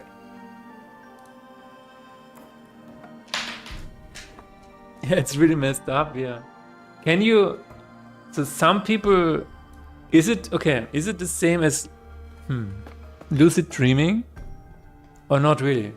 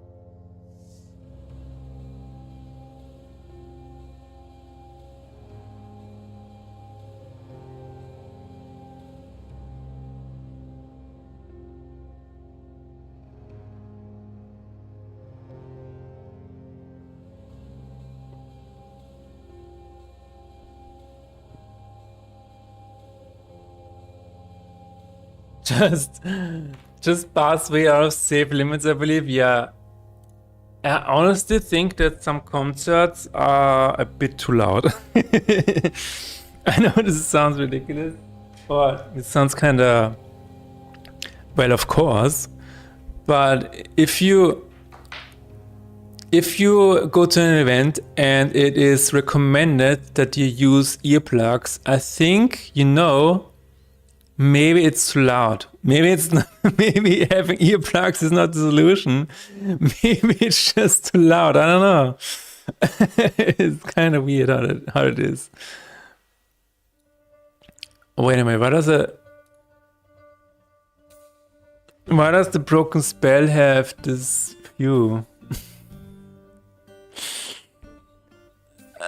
It is a yeah. I guess it is a bug. Oh my. Oh, it works. Wait a minute. It works in close up.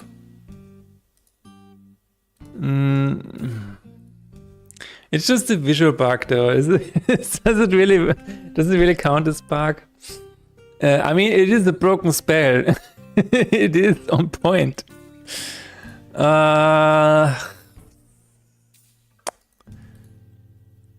What should we do here, Renderpunk?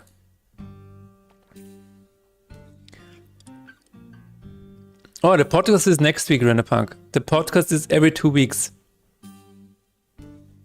It's Wait a minute. Being sleep paralyzed is fun. It all comes from oxygen deprivation in your sleep, and you can actually induce it if you live in a heavily air polluted area.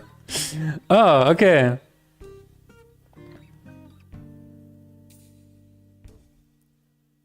Had the most nights at some point. Had a shitty time back then. Yeah. It's close maybe. Your brain is half awake though, but your body fell into the sleeping paralysis that usually happens when you fall asleep. Ah, yeah, true. And for some strange reason, you just think something is trying to murder you in your sleep. Instead of, oh damn, I'm asleep and awake. No, I need to scream, but I have no mouse vibes. Stupid brain. That is insane, yeah.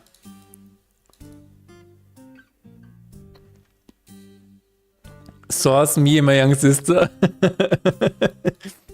Wait, you can both do that? You can be like, you know what, it's time to have some sleep paralysis today. I'm bored. It wasn't much supervision when it came to volume there, I believe. Music was controlled by drunk 18-year-olds on some bonkers speakers. That is how it goes, yeah. Okay, I mean, let's be totally fair. I think this is a bug. It should not have this. So I am going to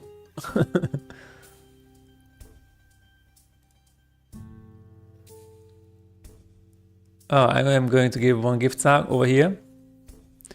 Let's fucking go. But I don't think I can. I don't know. No, the problem is, do you see that? It shows the profile picture of a creature, not of a spell. That is the bug. People should get hugged and kissed by benevolent entities instead, I think. What if you agree?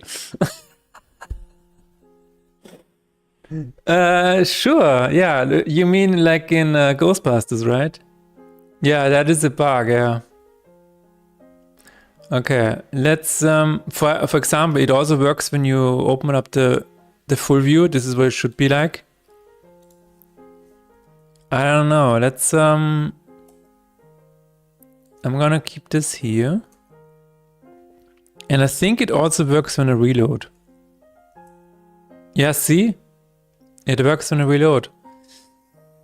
I don't know what that is. I don't know. I will not look into that right now because this feels a little bit... Can have a creature portrait. That is a weird one, dude. I'm not gonna fix that now because I think it's not... It doesn't appear that often, hopefully. Okay. Imagine being kissed by Cthulhu. I don't know. I don't know if I want to imagine that. Be kissed by Cthulhu in 4D.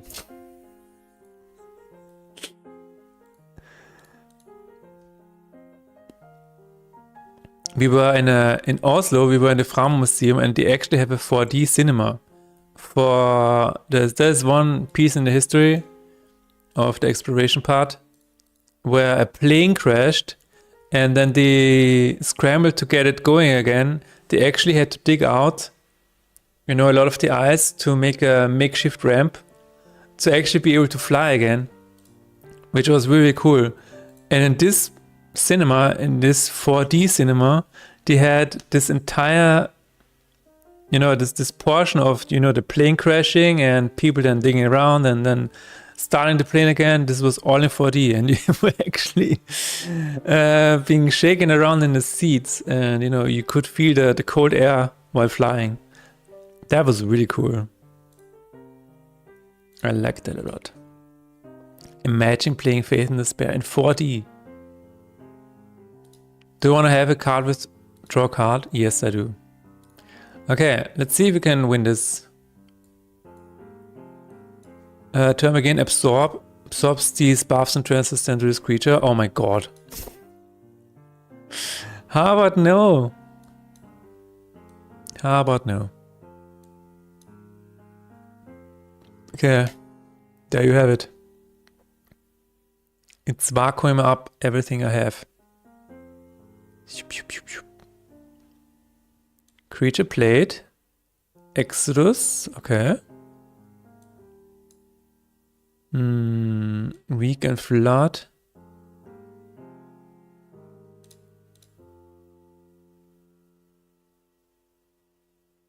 Okay, oh my god. We get 19 damage again. It does not look good for us.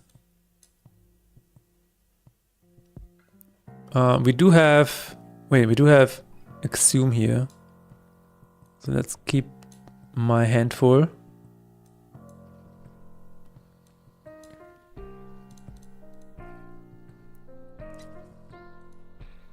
Okay.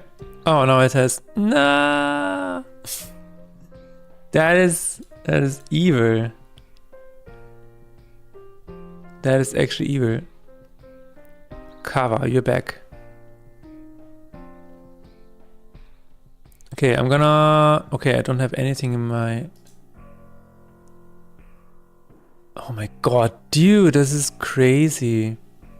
No, can I put this guy... No, I cannot put this guy to sleep.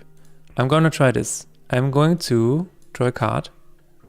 I don't have another... Okay, I don't have another creature here. It does not have any... I mean, I can try this.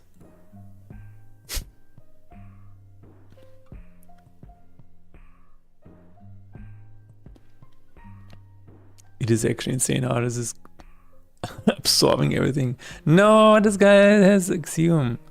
Provoked. Okay, you're gonna sleep a little bit. Okay, weak. And trench. Awesome. I don't have any creature to play, that's bad. But I can do this maybe.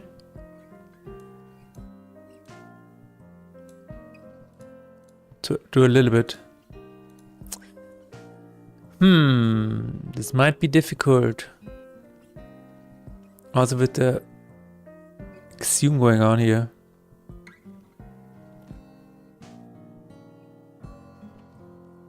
Creature played. Spell play. Okay, I'm gonna do...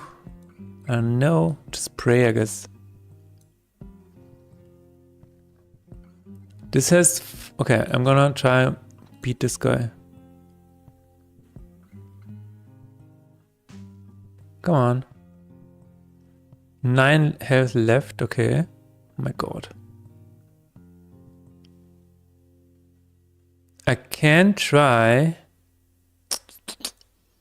Wait a minute. Creature played...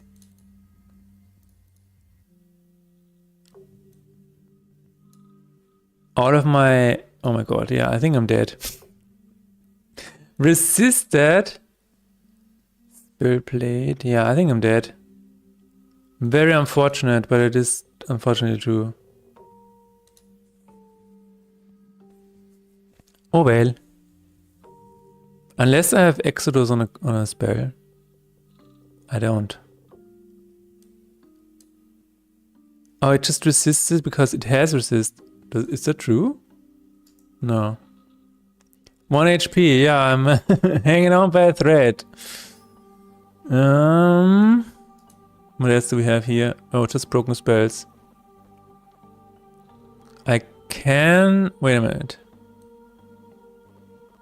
Bites... Oh, wait a minute. I can try this. No. Ah, doch. I can. I can provoke it and kill this. I can put this to sleep. Okay, I might live another day.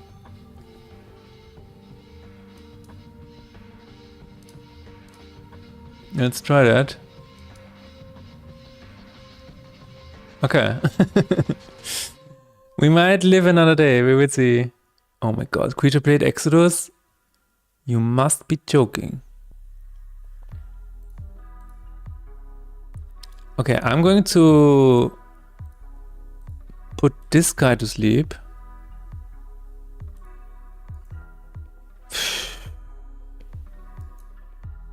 Shield this guy a little bit more. Yeah, no more creatures to play, but I still have sleep, so I don't know. Weak and flood. Yeah, of little faith. Yeah, I know. Oh my god. Yeah, no, I think we might be dead. This might be it. Unless a miracle happens. I'm going to sleep this guy. What else do we have? Nothing. Alright, this guy's dead, so we can shield this a little bit. This guy is dead as well. Okay.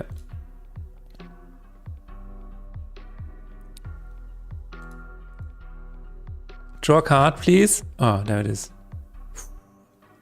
Shield. I'm gonna try Death Blow. Oh, why was it resisted? It doesn't have anything. Imagine sleeping through a whole chapter 3 battle. Yeah, I think this is it. Unfortunately, this is it, yeah.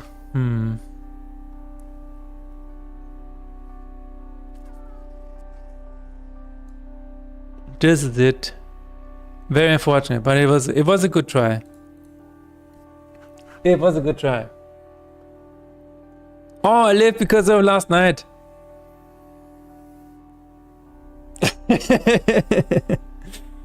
I live. I live. We are so back. Oh my god. But so is he. Okay, let's make sure that... Wait a minute, who of you guys has Exodus? This guy has Exodus, but on creature plate. Who? Oh, Spellblade Exodus. Okay, this guy needs to survive. This guy needs to survive at all costs, and then we can live on forever. All right. Faith has been destroyed. Don't mess his arm. Oh, he died immediately. Imagine sleeping instead of being sleep deprived for days and getting brain damage. What? What are you saying? I think we are actually dead. Okay, I'm going to...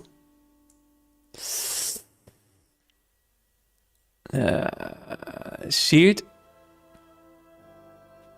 We still have a few other people here. So it's not the end of the world just yet. But this guy needs to die, first of all. And this guy also is on the brink of dying. I'm not undoing. I live with the consequences. No, I think we're good, see? I think we're good. I think we're doing it. But let's be slow here. This guy has 6 HP left. That's not a lot. But might survive with this. No, probably not. You can't sleep him. Alright. 14, 29, 25. You are dead. Unfortunate, but true. Alright. Then we're going to do this. Sleep this guy again. And I think I want to do this first. Yeah, we can do this. No problem at all. No. I was 6 HP. Oh my god. Yeah, but 5 HP. This guy is dead. We might have to do this instead. I can also sleep him. Why not? One more turn. Yes. Weak and flood. Do I wanna sleep and wait another turn? Yes, I do. Very risky, but yeah, you gotta do what you gotta do. Yeah, let's try it again. Now he's dead. We did it. Rekindle saves the run. Oh my god. Okay, now I'm very curious because... Shut up. I want to play with the invoker. And we're gonna try and find the one bug.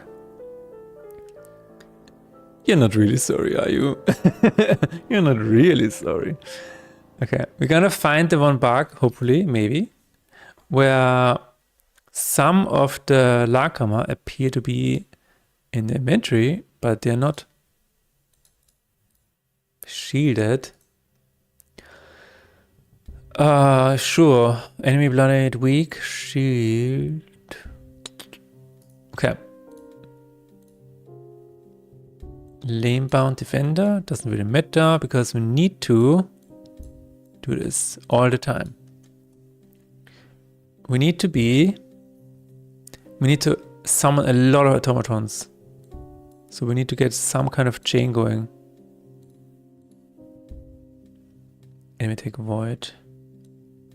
Do this, and dead. Good luck, Emma. Exactly. We have deck shuffle and shielded. Shielded might actually be our thing here where we make things happen. Sacrifice. I don't want to. I want curses, man. The spice of my life. It's curses. Let's do this. I actually want to have this, maybe? Yeah. Oh, exhume. Right in the beginning, a small exhume, yes. I will not say no to that. Okay. First turn poison, yeah. And another shop. Regeneration, we actually need shield. That would be nice. Lakama back? Yeah, here it is. Okay. So as soon as we have a creature that has enough slots, we can... I'm just gonna put it here. Shield. Oh. I am just gonna put shield here and the other shield. So when this is shielded, it does it for a long time. And what we're gonna do is we're gonna add automaton into this. And then it's gonna produce a lot of automatons. And maybe then we will see the bug appear. And then if it happens, we have it on video. That would be nice. I will actually, you know what? I will actually make room in the inventory for that. Deck shovel heal. Good riddance. Another heal. Let's try this. I will make room in terms of moving all of them down. So whenever we get a bug, we will see the empty Lakama immediately. It should be... My assumption is that it will spawn somewhere around here. Perhaps. Wait, is Exhume in my cards? Yes.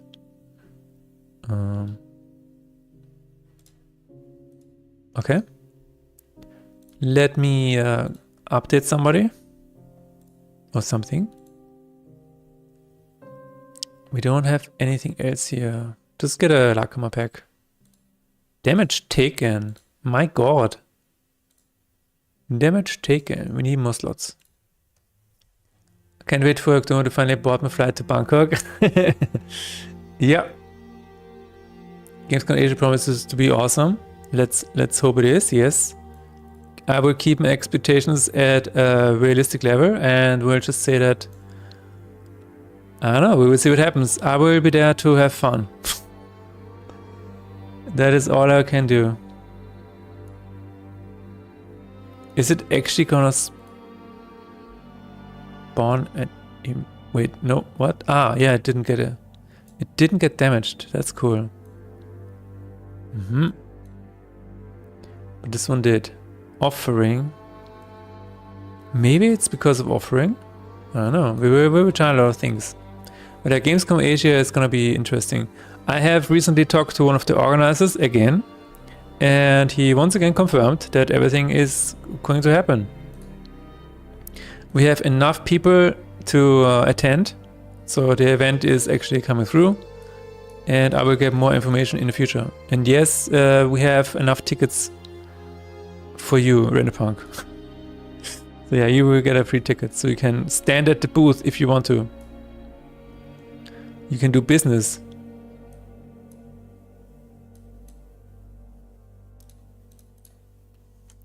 And apart from that, I'm looking forward to having an IRL stream there. It's gonna be, you know, I'm still not entirely sure if we're gonna do that. I will have to be there and, you know, take a walk there first and see what the surroundings look like, and if the internet is holding up, because I have no idea what how the internet is gonna be there. I feel like it's gonna be better than in the USA. It can only be better than in the USA, right? But yeah, if it's not, then we will see.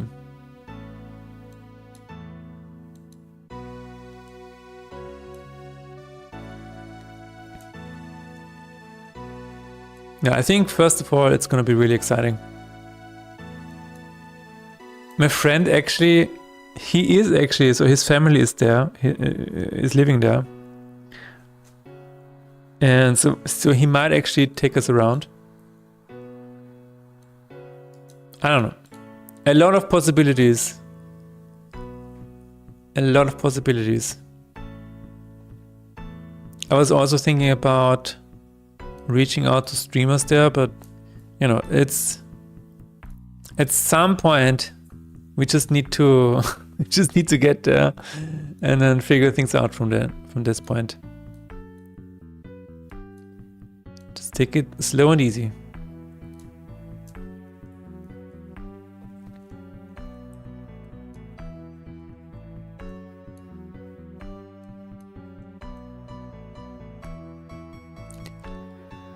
I did have a lot of. I did do some research into, you know, what to do there and what we can do, what you should do. I want to see the reclined statue, the reclined Buddha. Oh my God, he has magic word. You disgust me. Next is damage taken left most no, I think we need to build a chain here. Spell kill stone skill, yeah. Sounds good on a spell deck.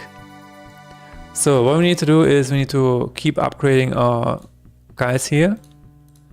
This one will have shield and automaton. This is gonna be amazing. So what we're gonna do is we're gonna place shield on this guy, and it will hopefully, maybe, I don't know. I'm gonna put these down here again.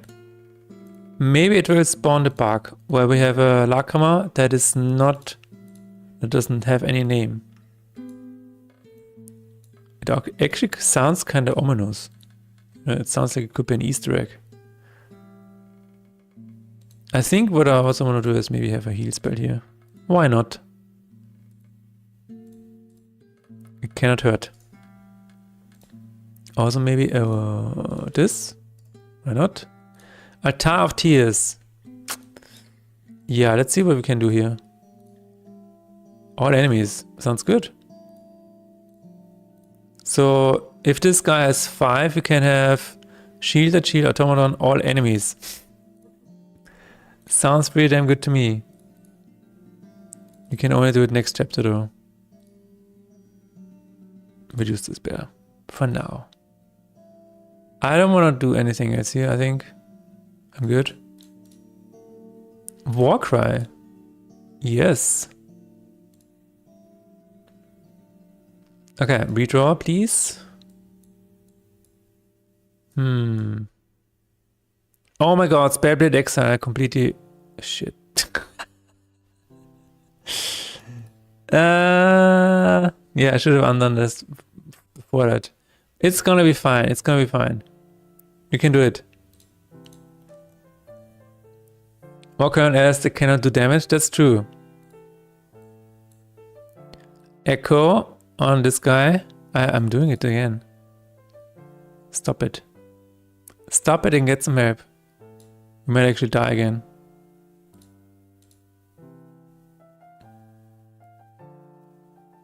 Echo.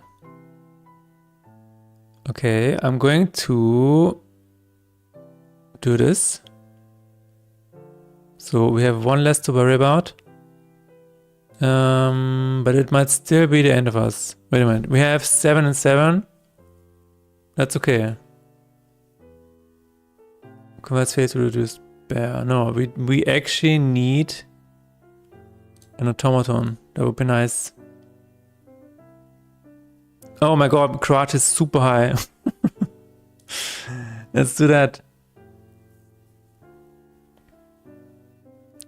Poison is not gonna do much. Yeah, we actually dodge once again. Whenever I see an enemy with exit, it makes me sweat a little bit. Yes. All right. Enjoy your death. I don't know if we have the bug here or not. No. We also didn't see an error. Okay. I'm gonna try with the next one. Let's press start, custom, mercenary. Depending on camera, I should want to continue. Yes. Deck shuffled. First blood, quick 4. Quick 4, why not?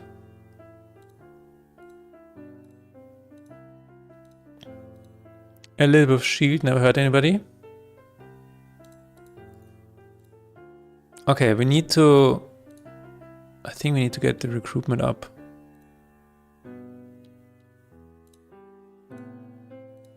To save some money. Quick 4 is good, not as good as Quick 3 Arena though, I agree. Quake 3 Arena was, I think, the last good Quake. I think that's true.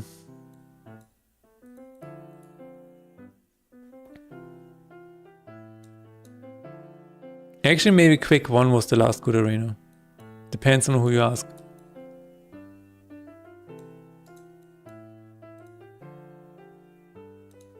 Dude, Quake 1 was so good. We actually have Gold Rush, that's really nice. To be in the starter deck.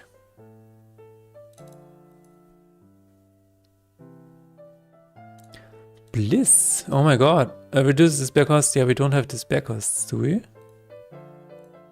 No. Depends on who you ask, some will say the Quake was never good.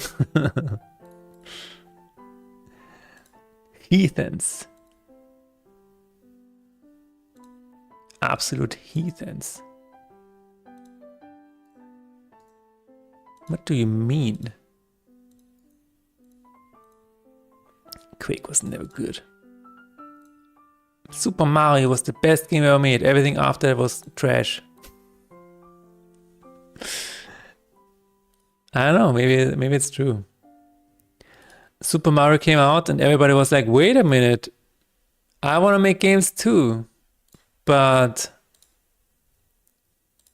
you can never be as good as Super Mario.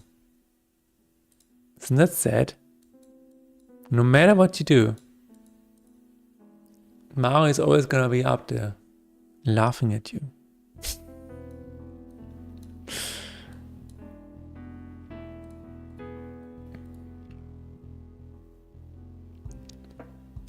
Imagine having a sleep paralysis and you see Mario entering your room. Are you gonna be excited or are you gonna be scared?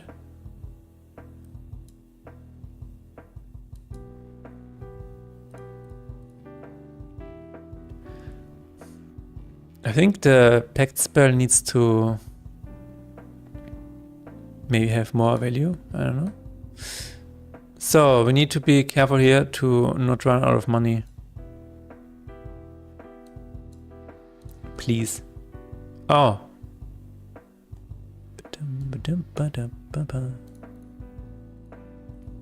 Will there ever be a moment at which people would collectively decide that we have enough games and movies already?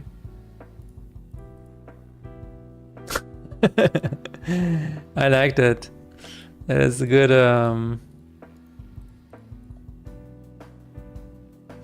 I don't know. So you might You could say that some people have already decided that that's true because they have stopped playing games and stopped watching movies. So for some people on Earth, that is already their reality, I would say. Right? I will take myself as an example. God damn it. I kinda stopped watching movies. If that makes sense, I don't know. Austin C paralyzes Mario be like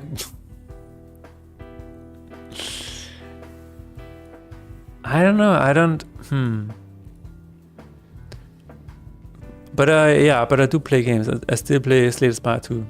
That is the only game that I play right now.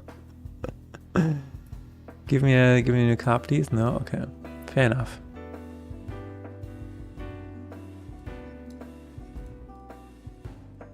But isn't it kinda like saying that people one day will decide that, you know what, we have enough art. There will never be more art from here on out. I think this is never going to happen. Because as long as it is a basic human thing that we have to create. So there's never going to be an end. People will always find a way to create. People create in the harshest conditions. You know, my grandfather was in prison during the Second World War. And even he was creating. He had a small notebook and a pencil. And he was writing poetry. You might say that was actually what kept him alive. I don't know. Or at least mentally.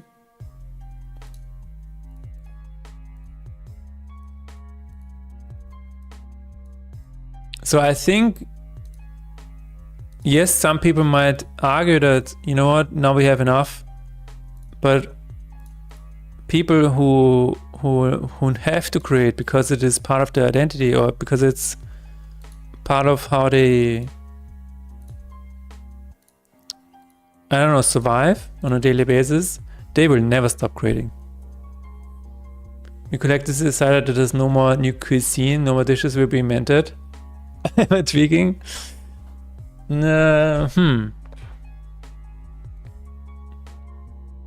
Is that really true though? Or is it just because we aren't looking?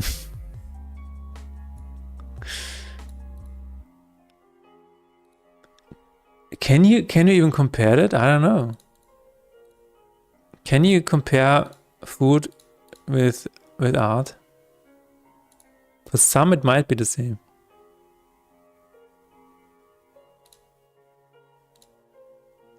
I cannot recall any new dishes being invented in the last 20 years. Well, let's see. How about avocado toast? Wikipedia.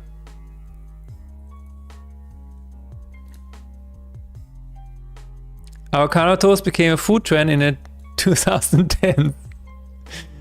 However, the preparation has appeared on coffee menus since at least 1990s. Okay. But it is relatively new. Maybe, I don't know.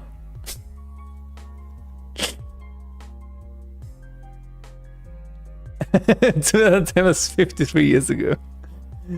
Fair enough. I mean, if it was in the 1990s, then it was more than 20 years.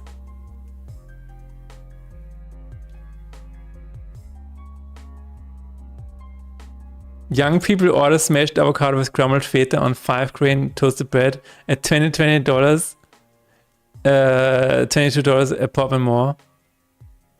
Arguing that they should be saving to buy a house instead. Shit, dude. Wow, I'm getting hungry now. Do you think we will ever collectively decide that there will be no more war? Whew.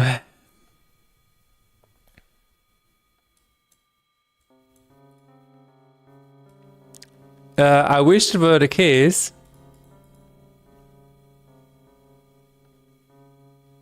You have to, and I really don't know too much about it, so I'm not a war expert, But every time a war happens, you kind of have to, if you look at it from the point of view of each participant, the funny thing is that from their point of view, I'm not saying it makes sense, but they kind of have to do it. I don't know if this makes sense, but so for example, try to imagine you are a leader, right? And you are in charge of a country, and then you have 10 people around you, and they instigate you. They will tell you, you know what? This country to the left of us or to the right of us is really threatening us, and they will likely invade us in the future. So we advise you, dear leader, to take action. And they are hammering this into your head every day. And at some point, they will threaten you. They will start to say things like, well, if you don't go to war, as we advise you to do, I don't know what's going to happen. So at some point, the leader, you as the leader, you will say, you know what? Okay, let's do it. And I think this is... I'm not making an excuse for war, by the way. I'm just saying that sometimes these things happen for so many reasons that we probably can never really understand why. And it's never really just one person deciding it. I don't think it is. I think there are, very huge movements in play where things then just fall into place for this to happen. Sometimes it might be kind of a collective thing where people are like, you know what, I really hate this other country and we have to attack now. I also think that humans can never get rid of that. I don't know. I wish it were true. But as soon as there are a lot of things going on. For example, nationalism, where you feel pride towards the colors of your flag, which, if you really think about it, is really stupid. And that only started recently with Napoleon, if I remember correctly. Napoleon was the first guy who was like, this is the flag and these are the borders of my country. Up until this border, everybody has to learn French. Before that, it was a little bit more relaxed, I think, in terms of, a country and flag. Colors, I don't know. But pledging, the simple fact that, a human can feel like they belong to a group of other people by pledging their allegiance to colors on a piece of cloth is very strange. But yeah, this is the next thing. People always want to feel like they belong to a group, right? Can be exploited. I don't know. Yeah, and people will always be. Humanity is always going to look for more. They are never satisfied. A human always needs more. They want more space, more money, more control, more power, and they will find a way, unfortunately. 21st century would be the worst because of forever wars and drone war. Yeah, imagine being nationalistic and feeling proud towards your 3 straps of random colors. Yeah, it is such a weird thing. You can, when you watch the World Cup, right?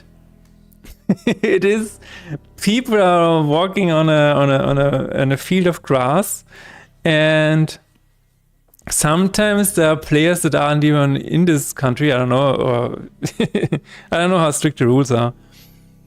But then you have people on the audience, and they're all waving the same colors, and it's like, yeah, we are of this color. And then the other team is losing, and they're losing because their team with the other colored stripes it didn't get the ball into the goal.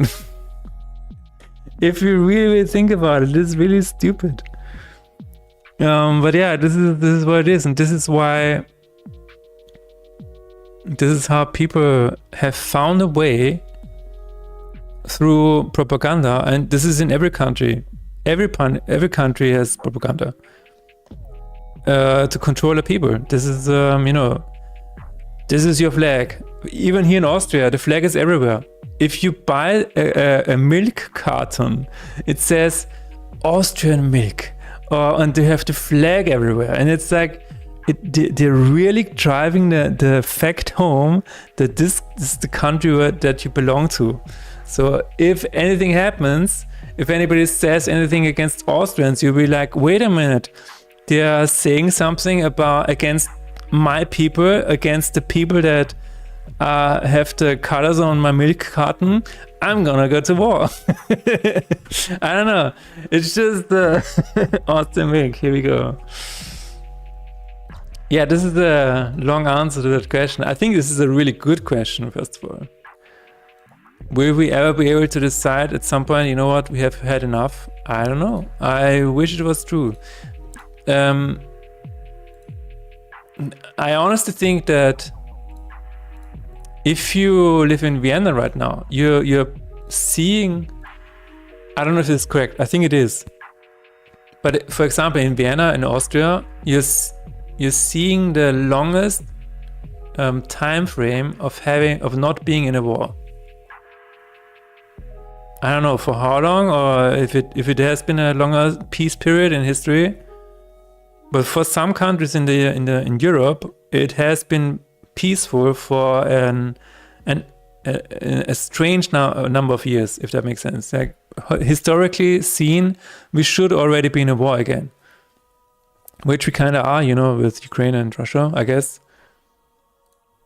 But yeah, that also makes you think a little bit, right? Military Collective is that we have enough internet. I kind of see probably not, but I kind of see a trend where some people say, you know what, I've had enough of this. Yesterday I saw a really cool sentence. It said, we used to go to the internet to escape. Now we go to real life to escape from the internet. I saw this yesterday. I think this was beautiful. I think this is exactly it. Now we're actually trying to escape from the internet again. You know, we were so happy back then when you came back home from school, and the first thing that you want to do is go to ICQ, start your Winamp, and then, I don't know, play Counter-Strike all night with your internet friends. And I don't know, something happened that turned the internet on its head. Ah yeah, big companies. Yeah, that's right. Big companies entered the scene and decided, you know what? The internet, you don't need all of it. You just need one website. And this website is going to be mine. And you're all going to be on it the entire time. This is what happened. Regulations. Internet used to be a free space where anything goes. Which is, you know, good and bad, but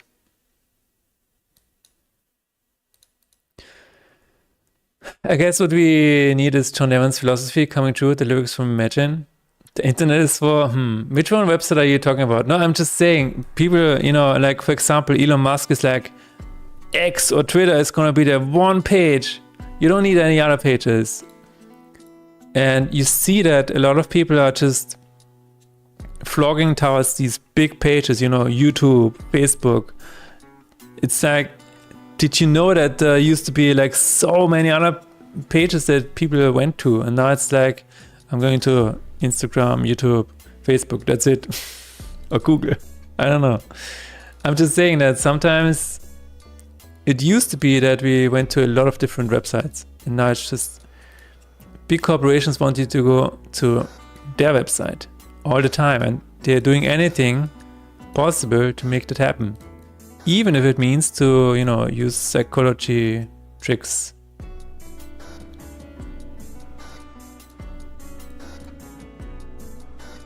I don't have enough money. Instagram. Oh no. Internet is not forever. 30 pages from 2013 no longer exist. Alright. 38% of web pages. Wait, what? 38% of web pages from 2013 are no longer accessible. That's crazy. Yeah, I think this is what it feels like right now. There used to be a time where, you know, everybody had their own domain and stuff, and it was really, really fun to explore. And nowadays, yeah, I think it's not on vogue anymore. Twitter is even worse. At the time of the survey, it's even more ephemeral. Of 4.8 million tweets, 18% were no longer publicly visible. Yeah, this is, I think this is, you can say that it's bad. On the other hand, I mean, it's the internet. Just over 80% of these tweets disappeared because the accounts behind them had also vanished. To be honest, I don't really cry about tweets being deleted. It is what it is, dude. I don't care about Twitter and about tweets. Sure, some tweets were pretty historical, like for example the Kofefe one. I think this is, oh my god, there's a Wikipedia website about this. Yeah, no, maybe, you know what? Maybe it's time to end all of this. Maybe that's it. Yeah, I don't think we should, I don't think, no. You know what? This humanity experiment, I think, has failed. We should, yeah, this is it. I think that's it. Oh my god. Yahoo X Gear Citizen wants to blow. Yes, MySpace had a failed migration, lost 80% of its data. 12 years of content. Tweets can be deleted, just don't delete my money, even though I don't have much. Yeah, true. Yeah, I don't know, this is a digital decay. Floppy disk might have better odds of surviving the next decade with its information intact than a web page published today. Actually insane.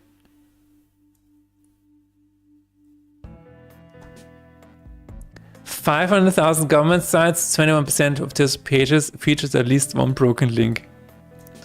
Yeah, dude, nobody gets paid enough to maintain all of that. Yeah, it is.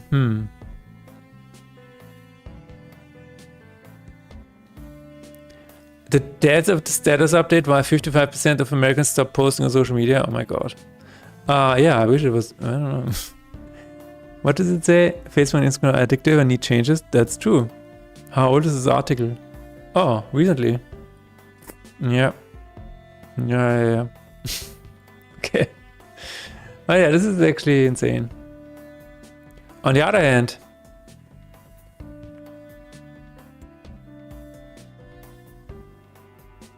this is really interesting because, you know, even games are mostly digital now and they will eventually get lost much quicker than physical games.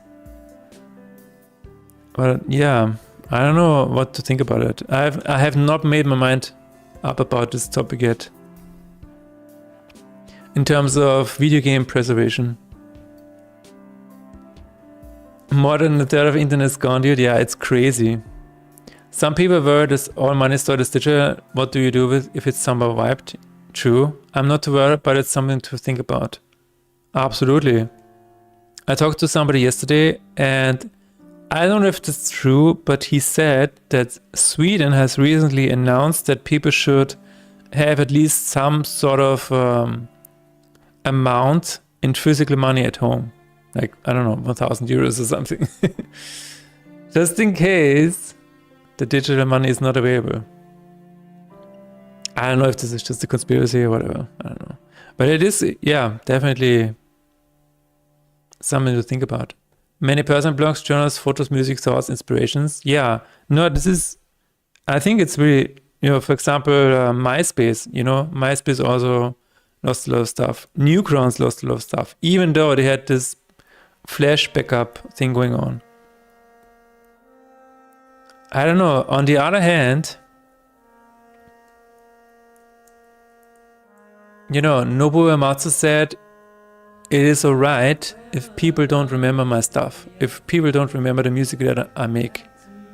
So maybe, you know, we should be, or we can be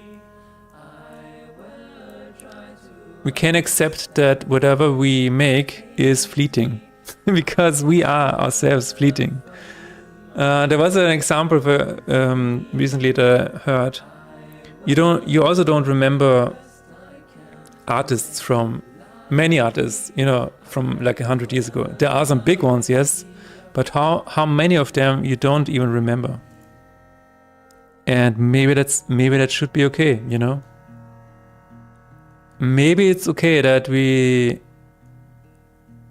don't remember that we are not remembered for that long. Maybe that's okay.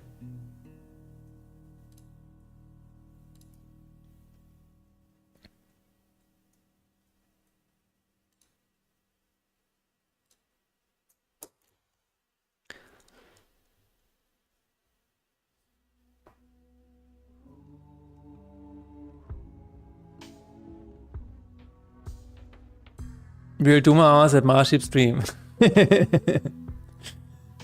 Yeah, no.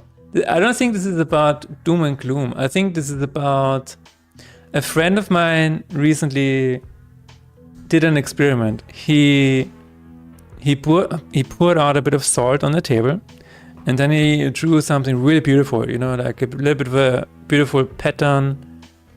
And I was like, oh my god, let's take a photo. And what he did was he just wiped it off the table. And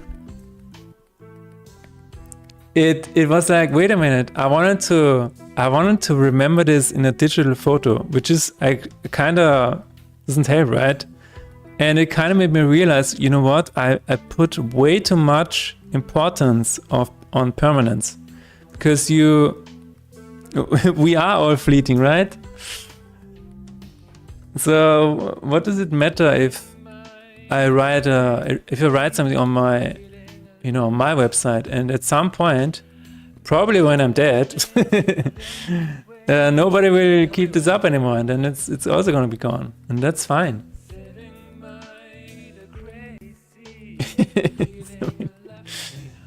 Oh my god.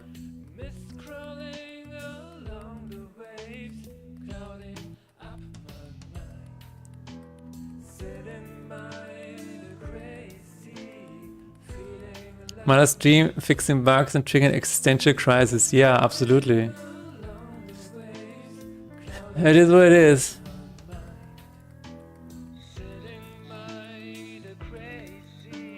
Alright. Well, I think this is a good time to end it, ladies and gentlemen. I think we got a lot out of this. We found one bug, or two bugs actually, and we fixed one. I'm going to be back on Wednesday.